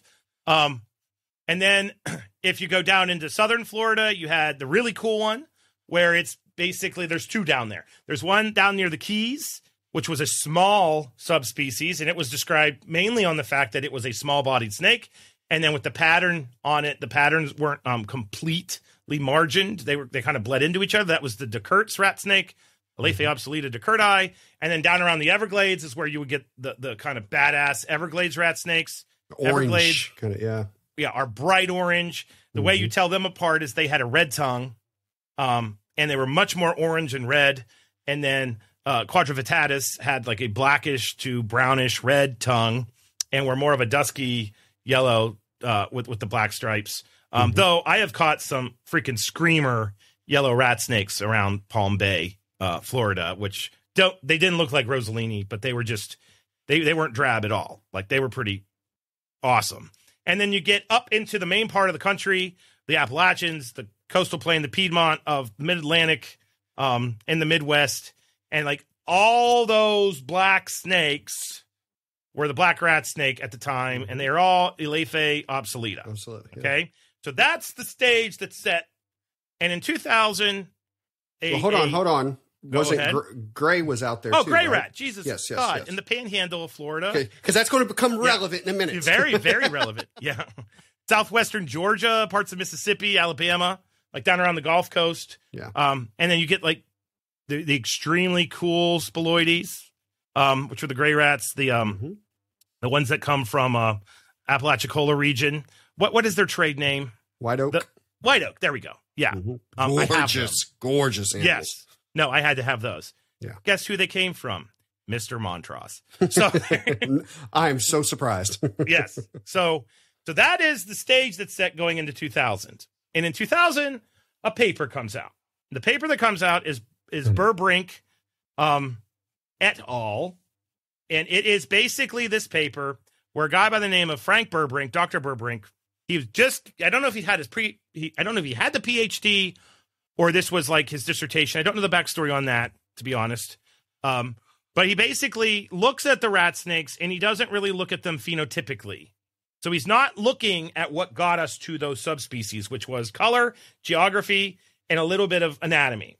He is simply looking at DNA. And the DNA that he's looking at is important because it's this gene, and we're going to get a little nerdy here, but we're going to make this easy. It's this gene called cytochrome oxidase 1, or the COI gene. And everybody now, if you're about to fall asleep, wake up. It's okay, because this is a mitochondrial gene. So in your cells, you got that kidney bean called the mitochondria, the powerhouse of the cell. And what's interesting is it has its own lineage of DNA in it, and it's usually the female line. And molecular biologists, it turns out, can get through a mitochondrial membrane and pull that DNA out much easier and much cheaper back in the day than they could pull the DNA out of the nucleus of the cell, which is the actual full-blooded DNA, the DNA from mom and dad that makes you. And so we also call this a barcoding gene because it's the gene now that it's gotten so easy to get the sequences off of this gene that when I first read this paper, I was in college, and to do this research project back then probably cost tens of thousands of dollars. Now at West Liberty University, we do the exact same thing Burbrink did with our freshmen that are 18, and it costs like $30 a sample. Wow. It is not expensive. It's cookbook. If you can bake a cake and use a pipette, you can get the DNA out of these animals. Like it's that easy now. But back then it was cutting edge. And so what Burbrink did is he got museum specimens and got tissue sent to him from across rat snake land, pulled out the DNA, and in this paper he basically reports what he saw. And what he ends up seeing is that the color patterns don't really seem to matter. And there are these three clades, and the three clades are the Western clade, the Central clade, and the Eastern clade. And this is very important to understand. So the Western clade is what, in the next paper he writes, which is Burbrink 2001, which is where he actually does the taxonomic torpedo that led to all of the subspecies going away. But in this first paper, he basically presents the argument in the 2000, and the second paper is the paper that he blows up the taxonomy and presents the new names, if you're wondering. And I have that paper if you want it. But basically what he shows is that the DNA does some funky stuff. If it is west of the Mississippi River, you get a unique clade that doesn't seem to cross the Mississippi River. So you get genes that are stuck Mississippi River west. That is what he ultimately gives the name Obsoleta to, which was the original black rat snake. Mm-hmm. And I have had people ask, why did that one get it? And the reason why is this rule called name priority. There are rules to this stuff. I don't just name a new crayfish and go, suck it. This is the way. I have to follow rules. And one of those rules is if somebody ever presented a Latin name, binomial, for the animal that I am going to describe, and it proves to be unique, I have to honor that first name. So when you look at the distribution of black rat snakes prior to the genes, black rat snakes went from like Texas all the way to the Atlantic Ocean. So the first, rat snake to be described was described in the western part of the United States with the name Obsoletus. So Obsoletus, stays with the animals that are west of the Mississippi River, and that is why that is Obsoletus. When we get into the next clade, the central clade, this is when stuff gets like super freaking confusing.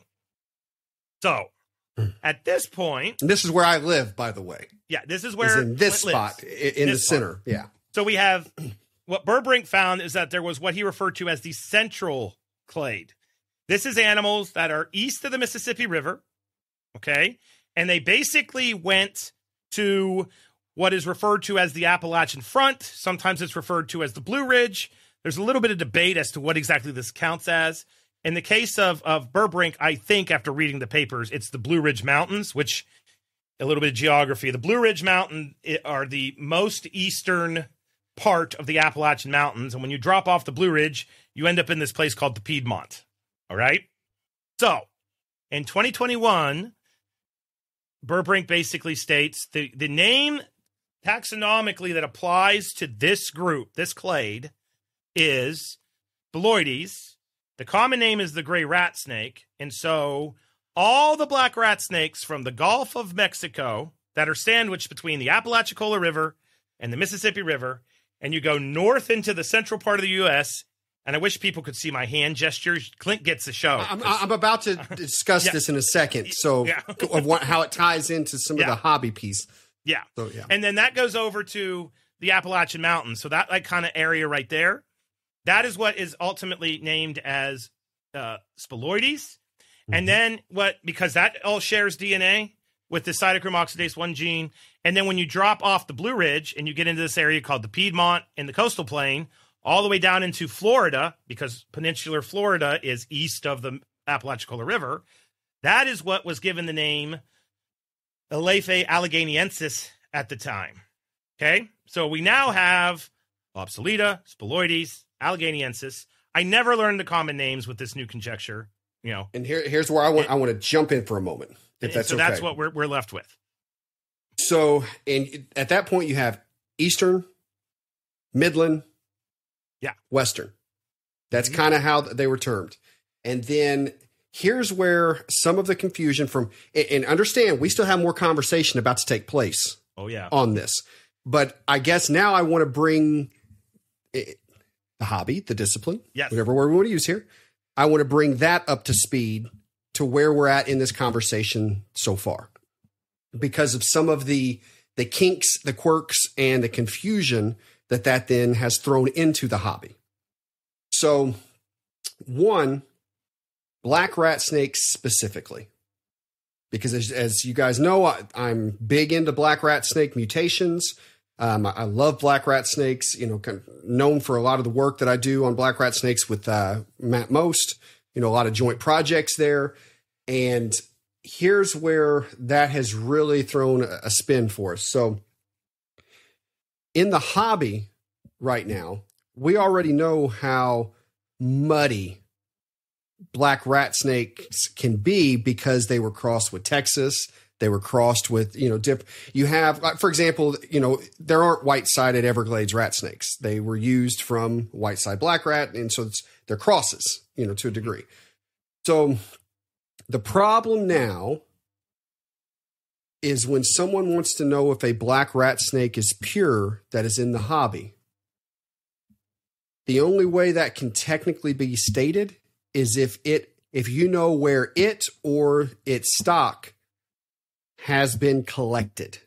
Yep. And the reason I say it is because if it is a morph or mutation, and I know you guys can't see us, but if you imagine looking at a map of the U.S. from everything that Zach just said, if you take a paintbrush and just stroke it across from west to east, so from left to right, that's pretty much covering what the black rat snake's range was previously.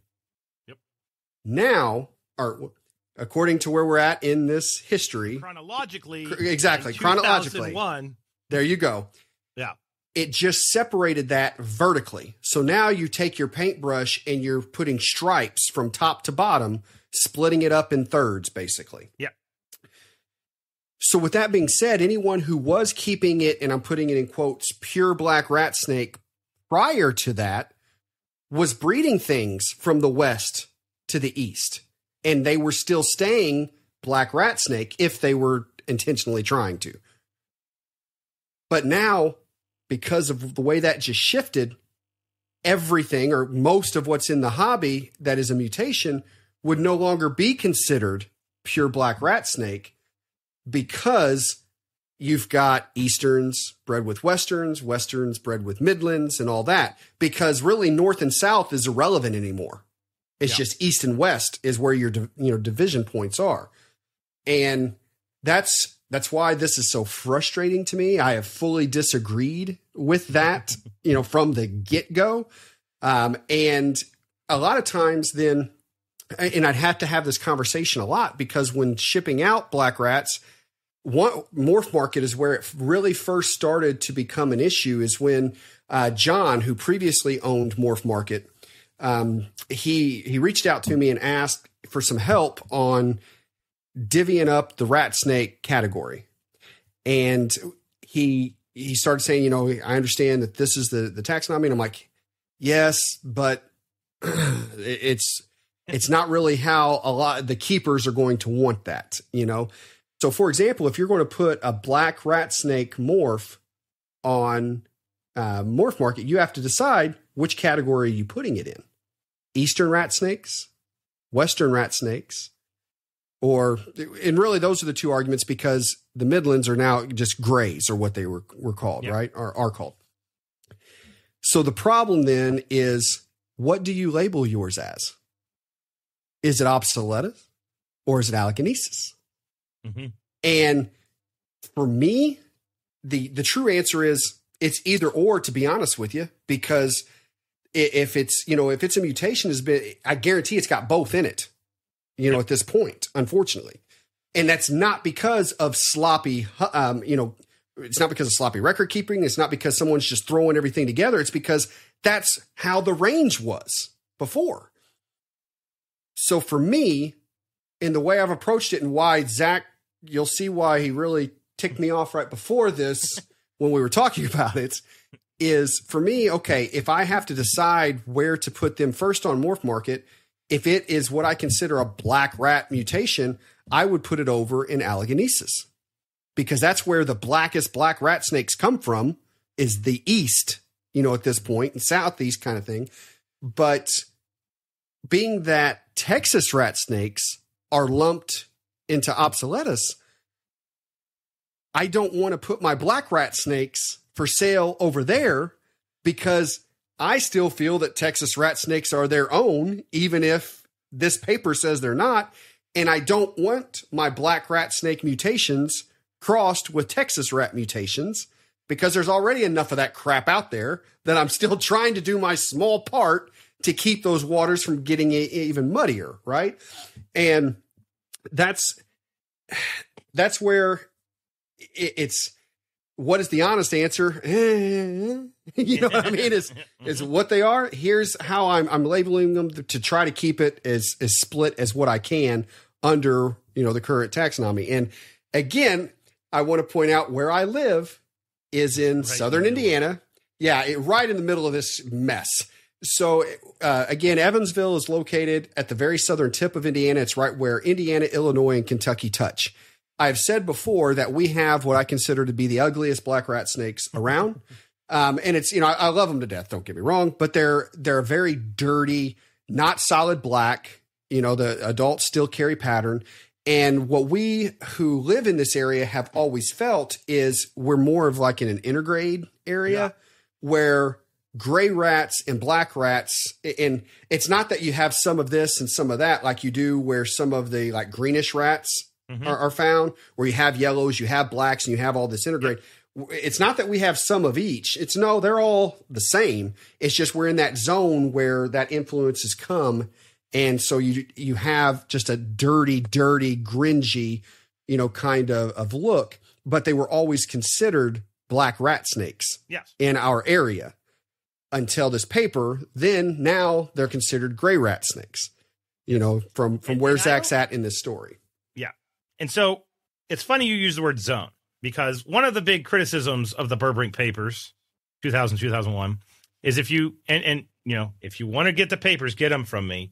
There's a figure in Burbrink 2001, which is called Systematics of the Eastern Rat Snake Complex, where there is a map of the United States, and there is an area from like southeastern PA clear down through the Carolinas, where it's a big tract of land, and it's known as the Zone of Uncertainty, which is, in taxonomic speak, the professional way of saying, I don't know what the F is going on here. This is where they come together. A couple of reasons why that was done. One, the animals that were discussed morphologically and genetically were kind of in between.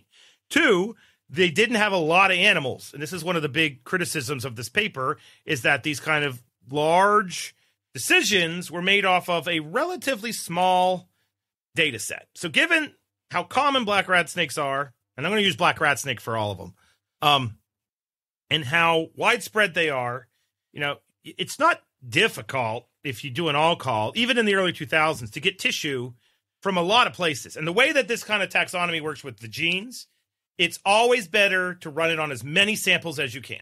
So like when we do this with crayfish, I have a project. We ran, I'm not exaggerating, 12,000 genetic samples looking at mitochondrial DNA. And then from that, we ended up figuring out there's 28 undescribed crayfish from Philadelphia to Georgia that we now have to name. So Burbrink naming 3 species, I'm about to name 28. So I'm just as guilty as this guy, just so y'all know. So anyway, so you know, the paper comes out. The other thing, though, that people don't understand is that in the systematics paper, he did not just use DNA. I've heard a lot of people say, well, I'm not going to make a decision based off of DNA only. And I this is snotty. I will say this is snotty.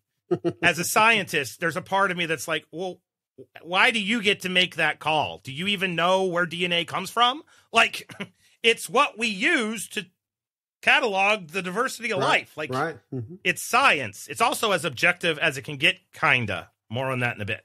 But anywho, there were morphological differences. And that's the thing where a lot of, not a lot, but I would say a solid amount of herpetologists read the paper and they were like, well, crap. He's got the genetic evidence. The genetic follows geography, and he was able to show there's a morphological difference that's unique within the clades. Okay. Because the thing that people don't understand in field herpers or herpetoculturalists, I think, is like this thing got through peer review, guys. It was read by 3 to 4 people who probably ripped it to shreds. And in the end of that process, which is brutal oftentimes, gave it a stamp of approval. Okay. Now, it could be rigged. There's somebody listening to this saying it was rigged. So, you know, it could have been, but it probably wasn't. And those people that were looking at hemipenes are the ones that reviewed it. And so they're the ones that have, you know, the background to understand the science. And so it got through. So when it gets through, we now have these 3 species, Alephe obsoletus. Obsoletus. And they changed obsoleta to obsoletus because they showed the first time that name was used in a scientific paper, it wasn't obsoleta, it was obsoletus. And so name priority, you got to honor the first guy that named it. And so that's why it was obsoletus. That's why that change was done. And so we now have these 3 species, and in one fell swoop, in one manuscript, boom, all the blessed, cherished rat snake subspecies are obliterated. Okay. Now, what happens at this point, though, is it's up to herpetologists to adopt it. And I think a lot of people don't understand this. You don't have to adopt it. you could say it's garbage and not use it. But I'm going to challenge you on something. Before you say it's garbage, you should understand why it's garbage and not just declare that it's garbage. Yeah, sorry about that. Yeah, that's okay. That's what I'm getting at here. So anyway, okay. So we're going to fast forward to another paper real quick. This is I've had people say, what the hell happened to Aleiphae? It was Aleiphae, then it was Pantherophis. Why?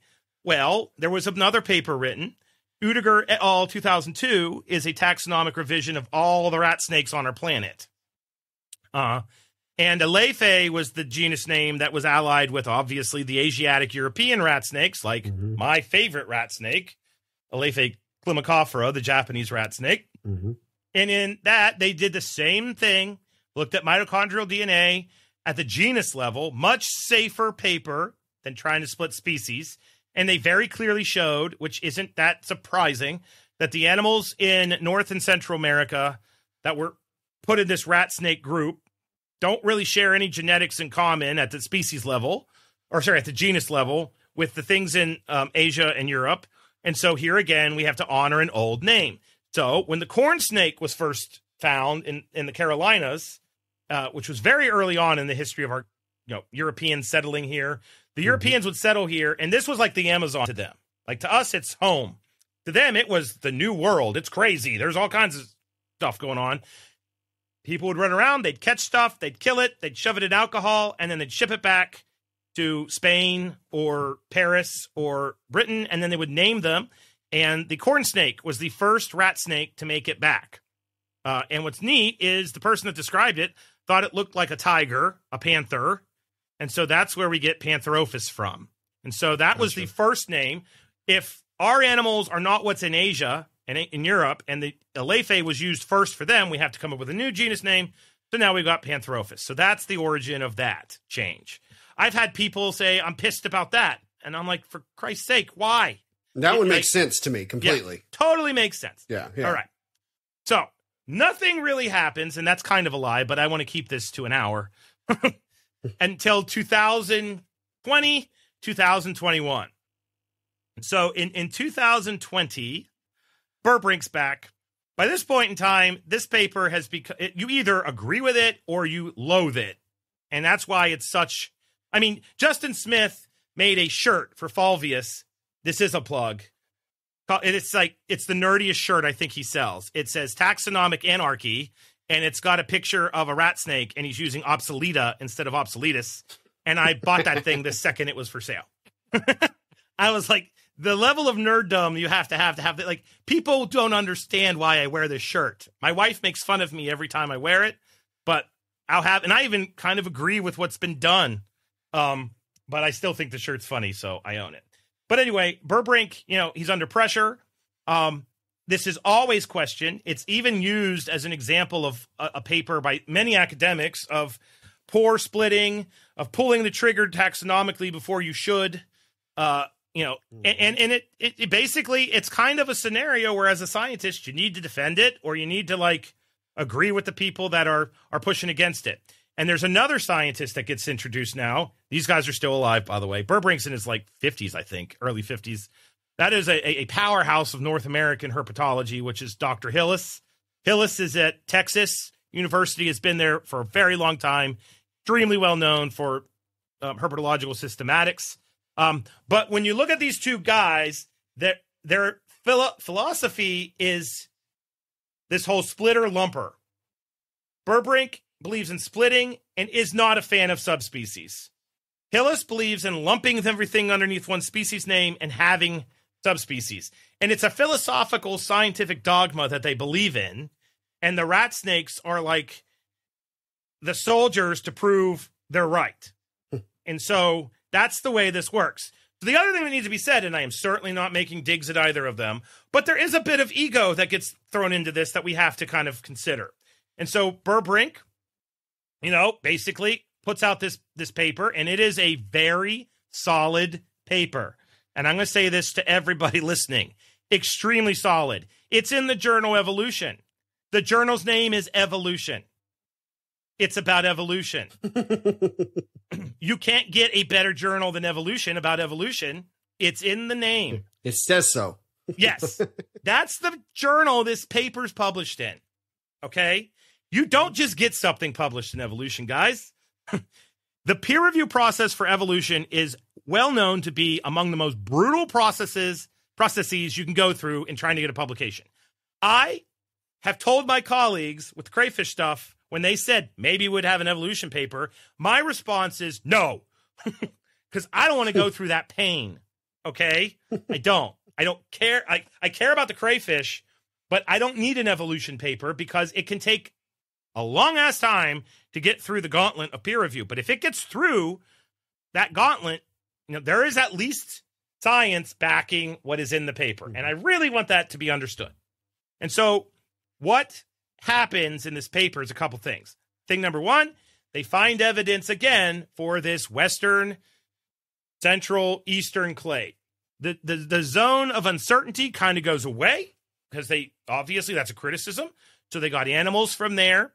And what they basically find out is what is understood to be Spoloides kind of creeps up across New England and then southern New England. And then it drops down the Piedmont coastal plain of Pennsylvania into places like Virginia, east of the Blue Ridge. And so it pushes Alleghaniensis down into the southeastern United States in Florida is basically what it does. So it increases the range of the gray rat snake. And it doesn't really do much of anything other than showing, using very modern methods, multiple genes now, not just mitochondrial DNA, that the Mississippi River is an important barrier for genes. The Apalachicola River is an important river, for blocking gene flow. And that we've got this kind of interesting Alleghaniensis clade that's been shortened in size down into the Carolinas, down into peninsular Florida, and then east into the the Apalachicola Basin. All right? And so that's what is done. And then what Burbrink does in this paper is he also addresses some nomenclatural stuff, which is it's like reading tax code, but I personally love it. And basically says we might need to move the type locality based off of some stuff that this guy named Holbrook did. But this is it. And when we leave this paper, it's important to note that we still have Obsoletus, we still have Spoloides, we still have Alleghaniensis. Okay. But wait, there's more. So, Hillis gets involved now with another very respected badass taxonomist, Wolfgang Wüster. There's an awesome name. Oh, he's got to be a badass. He was born to be a badass. Yes. So, Hillis and Wüster basically they don't go after the 2020 paper. That's the wrong thing to say. But in 2021, they publish a paper in Herp Review, which is a really nice journal. I love Herp Review because papers are written there for just normal people to understand. And I am all about writing that way. Like you could pick it up. That's part of the purpose of it. And basically what they do is they get into the weeds a little bit with name priority. And this is super important. And so what they say, in effect, is that Spoloides, the name Spoloides and the name Alleghaniensis, that the type locality of those critters is wrong. And basically what they say is that based off the 2020 paper that Burbrink did, he has this map and he basically shows where you have a zone of integration where two species meet and you get an admixture of genes is what we call. Mm-hmm. In 2000, that was a really big deal, and that would sink taxa. Now, with the modern methods of genealogy and everything else, another thing y'all need to know is you can have species and have them not be completely distinct genetically. You can totally have them come together in a contact zone, swap a little bit of DNA, and still be valid taxa. Okay? Like that anybody that's had 23andMe done, and you click on that thing to see how much Cro-Magnon you are, that is not a human being that you shared DNA with, because way back when a human being and a Cro-Magnon met in a valley and were like, yeah, let's go into the weeds now and make some babies. And the next thing you know, we get Cro-Magnon DNA still alive in us. Okay. And it had to happen enough at a contact zone that it's still legacy DNA in our genome. We can now see that. So the fact that these things meet at a contact zone and interbreed, to me, because I'm more on team split, that's interesting stuff, but that's not enough to sink a taxa for me. Okay? So, but this gets into these naming rules, because what they say, which is true, so Hillis Wooster for the win, is that they basically say, okay, Spiloides as a name was used, this was an animal that was described down around Mississippi. So basically, way down near the contact zone, near the Mississippi River. Okay. That's in an integrate zone. So if it's in an integrate zone, it's not pure Midland rat snake. It's a little bit of Midland and a little bit of Western, and that's what's making that up. But based off your new map, where the name Allegheniensis was used for first, which was the highlands of the Alleghenies in Virginia, which Alleghenies was a word they used for Appalachia, that is well within the new defined distribution of this Midland rat snake. So you need to get rid of the name Spiloides to talk about the Midland clade, because you can't say it's pure Midland rat snake, and you need to take that name Allegheniensis, which you're applying to the animals along the east coast of North America, outside of the Appalachian Mountains and the Ohio River Valley and everything, and you need to slap that back on those animals. But then what that does is, what the hell do we call the animals along the east coast? Because we just took the name for them and gave it to the Midland rat snake. Well, we got to look at name priority. Holbrook was based out of Charleston, South Carolina. He described a snake with 4 stripes in Charleston, and he used the name Quadravitatus for that snake. And that's the oldest name for the new eastern rat snake, based off moving the names around. So we need to then call the eastern rat snake not Pantherophis allegheniensis, but we need to call it Pantherophis quadravitatus. So at the end of this paper, which, by the way, is a whopping 1.5 pages long, that's all this is, we have a new set of species. Now it is, the western rat snake is Pantherophis obsoletus. The central clade animals are now Pantherophis allegheniensis. And these eastern animals, which are now reduced down to the Carolinas, down into peninsular Florida, to the Apalachicola River, those are no longer called Pantherophis allegheniensis. Those should be called, due to name priority, Pantherophis quadravitatus. Okay. Now, when was this? What was the year that this was? This was in 2021. 2021. Mm-hmm. And I don't know why this isn't more well known as hot button of it. Because, I mean, you weren't even aware of this yet, right? Not until during the study. I wasn't. I wasn't. And I mean, this is something that I have to discuss on a regular basis because of the questions I get asked. And I had not heard of it given. It's not like I go read science journals. I'm not going to pretend to be that, I don't. But the thing that got me is when I said that Zach ticked me off right before we even started, he goes, and what rat snake is it that you have where you live? And I go, Spiloides. And he goes, no, you don't. It's Allegheniensis. And I'm like, what? And then he blows this. And I'm like, you got to be shitting me at this point. Because, I mean, even if you go to Indiana's DNR, the website right now, it's listed Spiloides still. Yep. And it'll say gray or black rat snake, because it's just what it's termed. But that's kind of what we're considered. And again, we're jumping through the legalities to make sure that because the reason I say that is in Indiana, you cannot sell let's call it black rat snake, gray rat snake, whatever the hell you want to. You can't sell a native rat snake that is not a color mutation. If it's color mutation, you're fine. No issues. So that's where, obviously I try to ensure that we're staying by the book and that I'm not, doing anything incorrect.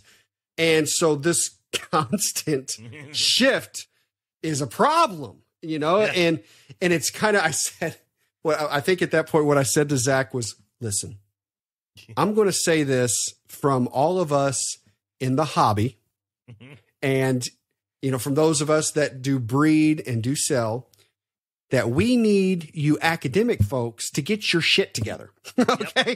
Because this just keeps on happening. And the frustration, and here's, I guess I want to say it like this, because, obviously we're joking on, a lot of this. It's frustrating, but I know it's frustrating for both sides, right? It's frustrating for the academics. It's frustrating for the hobby, and for the academics that are listening. That's for those of you that are listening for Zach. When we say we like to bridge the gap, I think that this is a quick moment to explain where the frustration comes from on the hobby side. And that's when the taxonomy is being adjusted or being shifted, especially when it's being shifted back and forth. From a science standpoint, it's frustrating because, and correct me if I'm wrong here, Zach, it's frustrating because it's like, okay, it wasn't done thoroughly enough. And it's, so it's having to be reclassified. It's that kind of thing. Well, sometimes it's also the technology changes. Fair enough. Because if you're just looking at mitochondrial DNA, you're limited to 600 base pairs that make up that gene. Yep. Now with this, that's what Berbrink was limited to. And at the time, that was like beyond cutting edge. Because they were looking at proteins before that. And we're not going to get into that because that will put people to sleep. Now, with this paper that came out in 2020, he's basically pulling out multiple genes, and he's looking at potentially hundreds of thousands of nucleotides with each snake, which means in one animal in this analysis, and he had over 200, he has as many nucleotides as he had in the entire first study. And he doubled his sample size. So, the science there, in this case, the science changed, which then enabled, that's what shifted Allegheniensis, and they got more samples in. So, yeah, it's a little bit of both for that. So, I guess whenever this shifts for the academic world, it's arguments. It's debates, right? That's really, and at the end of the day, it's more or less, that's all it is to the academics. To the hobby, on the other hand, there are legalities that shift for us. There are, when we are trying to follow or keep species pure in the sense of what they are, and this shifts back and forth, we're now stuck or attempting to clean up or catch up, or it causes a much bigger mess in the hobby than what it does the science world, because the science, again, it's an argument, but if you change it this way, change it back that way, if you lump it, if you don't lump it, it doesn't affect the community to the degree that it does affect the hobby long term. Like we continue to have to deal with, and I understand that for a lot in the academic world, that doesn't matter. You know what I mean? Like, meaning they don't care what you're breeding and what, that's whatever. This is just helping the two sides understand where some of the frustration comes from, especially when things are being lumped. I don't really think that the hobby minds when things are split as much. They kind of are like, okay with that. It depends on the type of hobbyist you are. And there are splits that I agree with. Like this, I love the subspecies. I honor the subspecies. Herpetoculture can honor the subspecies. There's no reason why we can't say Gulf hammock rat snake and breed all the animals from Levy County in the Gulf hammock region of Florida. Use that as almost like a trade name now. You can use the old name Williams Eye. There's nothing like that. I don't keep rat snakes. I keep the Gulf hammock rat snakes because I like the way they look and I like the story behind them. But the science isn't there yet to support them. But the thing about science that people need to understand is it's not static, it's dynamic. And there could be a new technique that comes out in 5 years, which makes this Berbrink paper totally obsolete. And you could take the same data set, run it through, and now, oh my God, all the subspecies exist. Yeah. And this recently happened between Hillis and Berbrink. Another area is with the Pantherophis emeri. So I believe it was Berbrink. He took on the corn snakes, and when he took on the corn snakes, he did his analyses, and what he said was that Alephae emeri milimorum, the thorn scrub rats, he basically said those don't exist, and he lumped those into emeri, and then he looked at the Corns, which a lot of people know I was a huge fan of, named them after one of his mentors, Slowinski, and that's where we got Aleiphe slowinskii from. And so now we have the Great Plains rat snake, the Corns, corn snakes. That's because Burbrink's dogma scientifically is to split two species because he doesn't think subspecies exist based off his data. Hillis is on team, put them all in one species, and subspecies do exist. And so they just put out a paper in the past 2 years. I was on Corn Stars to talk about it. And what they did is they basically said, there's one species. It's Pantherophis emerai. But we have Pantherophis emerai, Pantherophis emerai slowinskii, Pantherophis emerai milimorum. He re-elevated milimorum. Okay? And so in that interpretation now, slowinskii still exists, but now it's a subspecies. You know, where this matters in my world outside of herpetoculture is with the laws at the state level and with conservation, because when you split up taxa, you are inherently taking a range that is big, and you are now making two things have a smaller range. And when you do that, depending on how the ranges fall, you can oftentimes make one thing common and one thing is now like imperiled. And then boom, it ends up becoming state listed. And when it becomes state listed, it then probably is protected in that state. Means you can't collect them, which means you can't breed them, which means you can sell them. The Endangered Species Act. A lot of people don't, well, I'm sure you do realize, but just to make it clear, you can't list a hybrid species. That's a big rule on the ESA. So like red wolves, this kind of analysis was done with red wolves, and it showed red wolves could very well be an existing hybrid population of gray wolves and coyotes. There was an interpretation of it that way. And now a red wolf, the most imperiled mammal in North America, it's a hybrid population. And there was a push to delist them, you know. So scientists interpret these things, you whether we like to say it or not, and I will say it, scientists have camps. You know, I hope they don't hero worship to get into their camp. For me, I hated this paper when it came out in 2000, but I will fully admit I was a dumbass and did not understand it. I was like, the rat snakes are gone. Now I understand it, and I was like, the rat snakes are gone. I kind of understand, though, where the guy's coming from. Please don't hurt me. Like, that's, you know. See, and I'll admit that, you know, I was the, you know, not the scientist at all. I'm thinking, that snake's black. That snake's yellow. That snake's gray. That shit's wrong. You know, that's where I was. You know, that doesn't make any sense. We can talk about that because you have to address that in the paper. And what Burbrink hypothesizes, which I think makes them more interesting, is that you could get these color forms in the southeastern U.S. where it's not cold. But when you get north, it gets colder. And when it gets colder, your activity period is shrunk. So you better have a way to thermoregulate efficiently when you go outside and it's only 50 degrees. How do you do that? You become black. So when you go, because black retains heat. So it ends up being what we call convergent evolution, you know? And so that's why they're all black up in, and you know, if you look at that scientifically and you think about it, you're like, okay, that does kind of make sense. And phenotypically, evolutionarily, there's an advantage to being black. You need to warm up. You know, and when you're up on, I've spent lots of days up on the Blue Ridge and the Appalachians. It can be the end of July and you're up on the Blue Ridge in Virginia and the high is like 58 degrees. Like those rat snakes that live up there, they got a limited amount of time to get a lot of crap done. They're yellow or they're gray. They're not going to be able to warm up and thermoregulate. So evolutionarily, that's being pushed out against. You get down to Florida, of course you're going to have multiple color forms because you don't have that constraining variable acting on you anymore. So now it could be all about being camouflaged in the type of forest that you live in.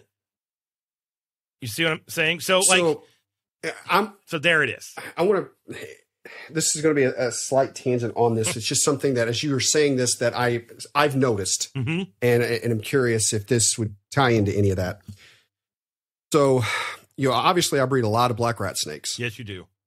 I know what a black rat snake egg looks like. I know the size. I also work with moonshine, greenish rat snakes, which, you know, are in that kind of intergrade. I don't see greenish rat snakes as like any kind of separate species. To my understanding, and I'm sure someone can correct me if I'm wrong, but just the greenish is a intergrade between yellow and rat. Whether now yellow and black were seen as the same species according to that paper. Sounds like it's changing again, or has changed again. But if they're the same species, then I would expect their eggs to look the same. That is not the case with greenish rat snake eggs, at least the lineage that I have. And I'm not talking about like these are small snakes, so these eggs are smaller. One of the biggest rat snakes I have is a het moonshine greenish rat snake female. She's huge, takes medium rats, no problem. Yeah. And her eggs are about half the size. And all the moonshines that lay eggs, those eggs are half the size of any of my other black rat snake eggs. And so I guess I just asked that is because would that be something that has to do with geographical location, or why? Yes and no. I can answer this. Okay. The moonshine rats. And it's funny you brought up moonshine rats because I want to talk to you after the show about moonshine rats. Okay. Those are the ones that are yellow. Is that right? The morph is, yes. Yes. Mm-hmm. Did all of the moonshine rats come from one, founder animal or founder pair? Or it started that way, yes. I can't say that everybody's kept them as pure. The female I have is actually a daughter from the original wild caught male, my het female. So I've got them as close to the source as I can. Yeah. Yep. What that could actually be is just that particular population's response. If you are producing, Philippe de Vosgely always talks about from the few, the many is what herpetoculture does. If you have that initial population of moonshine rats, that particular pair of moonshine rats could just simply have a predisposition to produce smaller eggs. Just like humans, some people have very small babies, and then some people, when they reproduce, produce heifer humans that are gigantic. Okay? If you have a predisposition for a small... Mom. Yeah. You have a predisposition for a small egg genetically, and then everybody that comes from that has the genes of those founding parents. You'll have that. Like my false water cobra is a great example. I have a pair that produces giants, like absolute monsters. My high yellow animals can easily get to 8 feet in 3 years without even trying. You don't have to, there's no pushing them. It's just normal feeding. They are enormous. My high black line, they are about a foot smaller at 3 years. Like they are just smaller, and you see it in their eggs. The high yellows have monster eggs. The high blacks have small eggs. And I know that those are primarily the result of the same two animals mating. So, if there were lots of moonshine rats and they all had small eggs across a geographic space, then we've got something to work with. But the fact that it's just with the morph, because the founding animals were so limited genetically, it could be that, or it could be exactly what you're thinking. That makes sense. I guess, Chris, whenever you hear this episode, Chris Montross, what do yellow rat snake eggs look like in comparison to black? I'm sure you're going to know. And that would be, because that was my assumption, is maybe yellow rat snake eggs are a little smaller than black rat snake eggs. And, is that where I'm seeing this, in that? But, excellent point. That's why I asked the question. So just something I'd been curious about with, this entire conversation. Yeah. But to wrap up the papers, because there's one paper we got to talk about real quick. If you really want to get the lowdown on all this stuff and you want to get it in order, you are going to get Burbrink's perspective, which I read this paper. I liked this paper. I thought this was a well-written paper. I read the Hillis paper, thought it was a well-written paper. So I don't want people, I'm just trying to learn it all. Burbrink and Pyron put out a paper in 2021 in response to the paper that Hillis and Wooster put out in 2021. They just put it out later in the year. And this is the paper I sent you, Clint. And the title of it is The Corrected Taxonomic History of the North American Rat Snake, Pantherophis obsoletus complex. And it takes everything I just said in my hyper nerded out, geeked out, happy, crazy way and puts it in a nice, organized chronology with an extremely nice map. Sorry, yes. It's Burbrink et al. It's not just Pyron. There's 5 authors on this thing. And the map is critical because the map is color. You can see everything and you get it. But as of right now,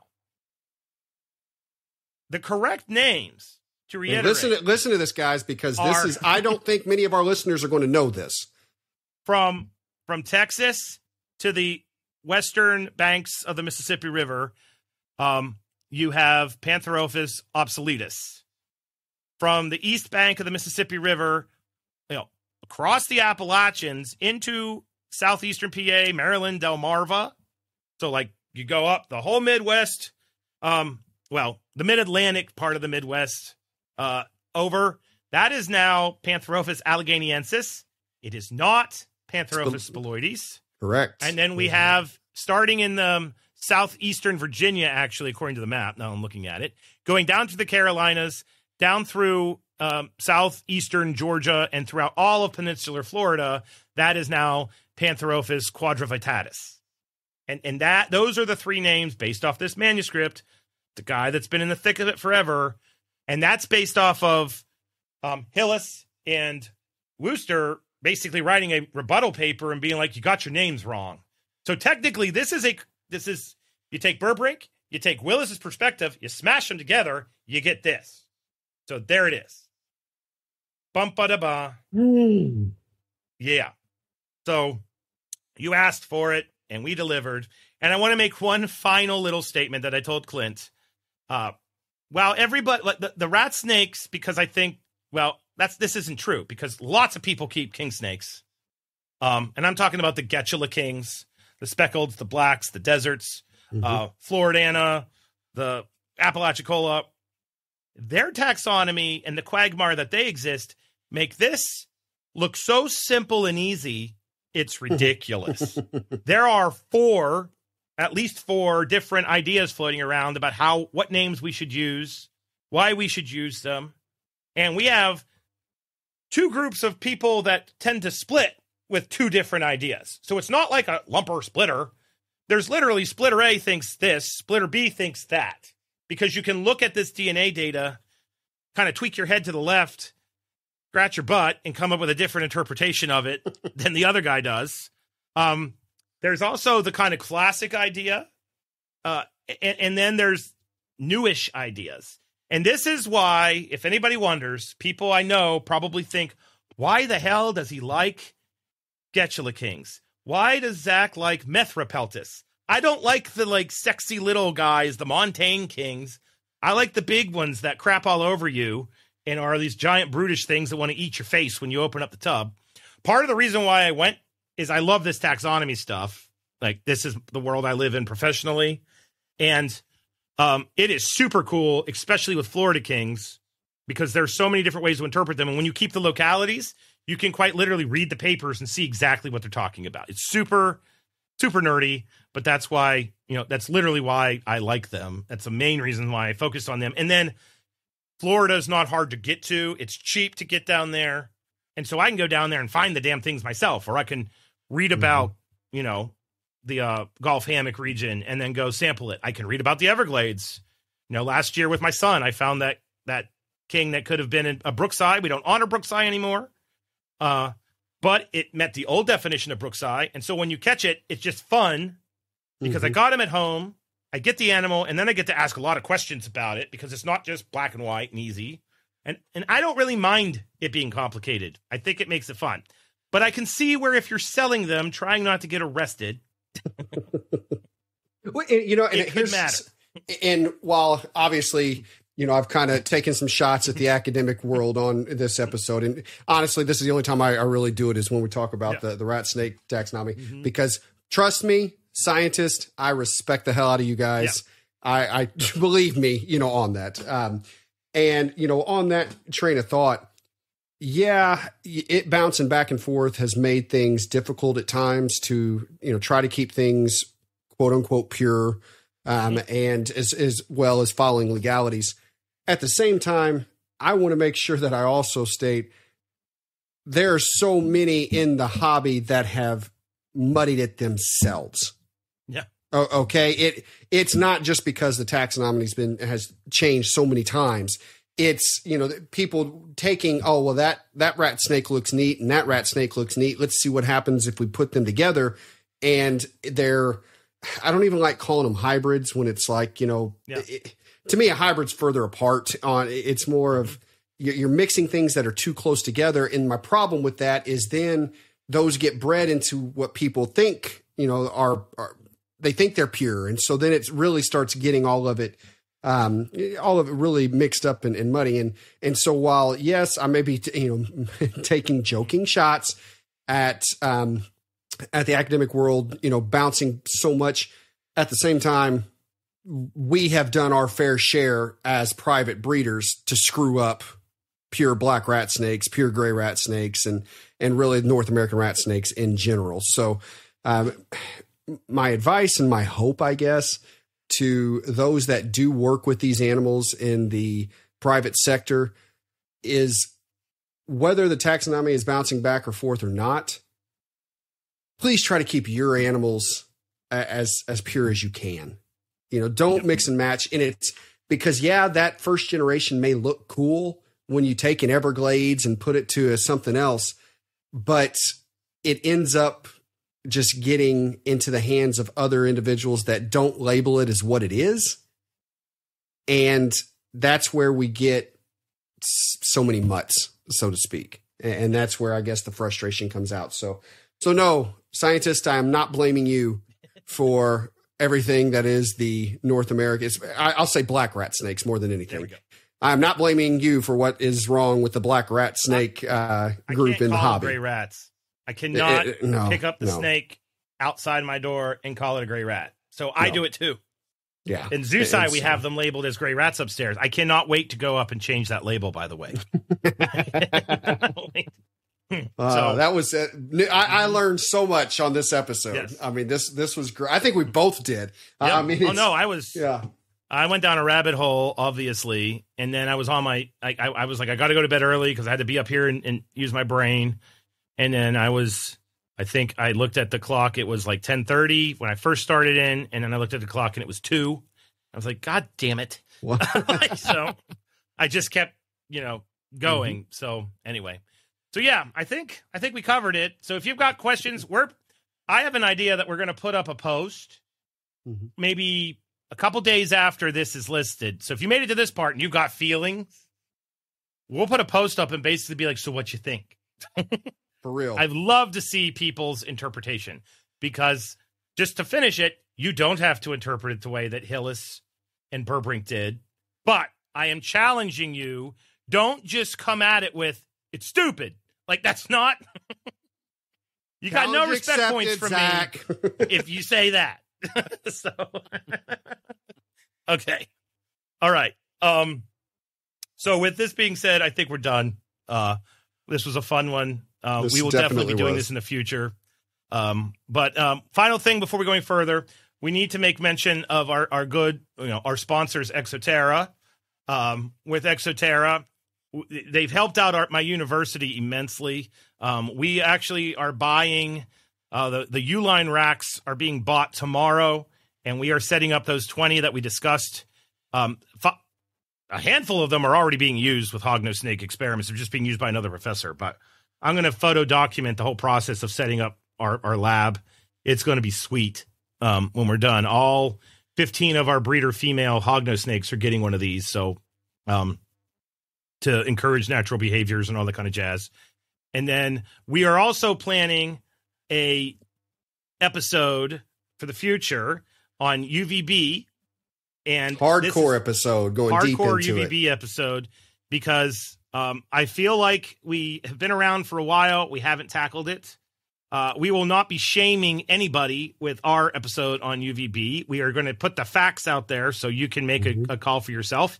But Exoterra provided us some pretty badass UVB lights, and we have them here at the university. They're you can do all kinds of fun stuff with them. We have them on our Kimberly Rock monitors and our Xenogama, and those are in my colleague Kinsey Guthrie's office. And she said the second she put the we have UVB on the lizards. So before we go any further, please don't think this is the first time the lizards got UVB. They had UVB. The thing that was really cool about these lights is that you can ramp up, the amount of UVB and basically do some pretty cool stuff. And Guthrie came down to my office and was like, this thing's incredible. Like the Kimberly Rock monitor is doing things it never did before. And the Xenogama are out like basking, and they follow the UVB. They go to the UVB more than they go to their spotlight. When these things are animals from the freaking desert that oftentimes have a body temperature when they're basking of like 120 degrees. So we're going to be moving those lights to the hognose snakes once we get them set up. So it's going to be pretty cool. And when we talked about before the show, we had the exact same thing happen with our green-keeled lizards as well as our panther chameleons. The moment we put those on, they walked over and went directly underneath it. And same thing. It's not like they didn't have UV on them before. When we do that episode, we are actually going to have we're going to have a rep from Exoterra come on and talk about Terra Sky, which are those are the lights that we're discussing. It's for their new product. And just so you guys know, we're not having them come on just to kind of promote their product. No, what we're asking is about the technology. We are wanting to know where the thought process came from, how it was developed, why it was developed. And they are going to, because it's not just UVB. There's LED that's attached to this, and that's something we don't even discuss here is LED and what that does, in these naturalistic environments. So we wanted to ensure that we had someone that was able to speak on this type of lighting and what it provides and what it does to a higher degree than just Zac or I were able to provide. So looking forward to that. I'm glad they agreed to come on to talk to us about it and give us some of that history. So it's going to be exciting stuff. Yeah. Yep. So with that being said, thank you for making it this far. I hope you learned something. I certainly learned something prepping for this. And have a great one. If you need to get a hold of me, you want a false water cobra, you want a locality king snake, I'm your guy. Zloafman at westliberty.edu is my email address. Zac Loafman for Facebook and Dr. Crawdad for Instagram. And I'm fairly responsive. If you email me, you want to go old school, that's fine. Just make the subject line like false water cobra or something like that. So that is that. Also, I'm maybe in the need of a graduate student to work at the Orion Center with indigo snakes for their master's degree. And I will be shipping you to Florida, and you will be living on the grounds of the indigo snake facility down there. I'm talking with Dr. Bogan right now. So if you love that taxonomy talk we just did and nerded out and you graduated, you are meant for grad school. So please message me and I can talk to you about that potential opportunity. So that's me. Where can people find you, Clint?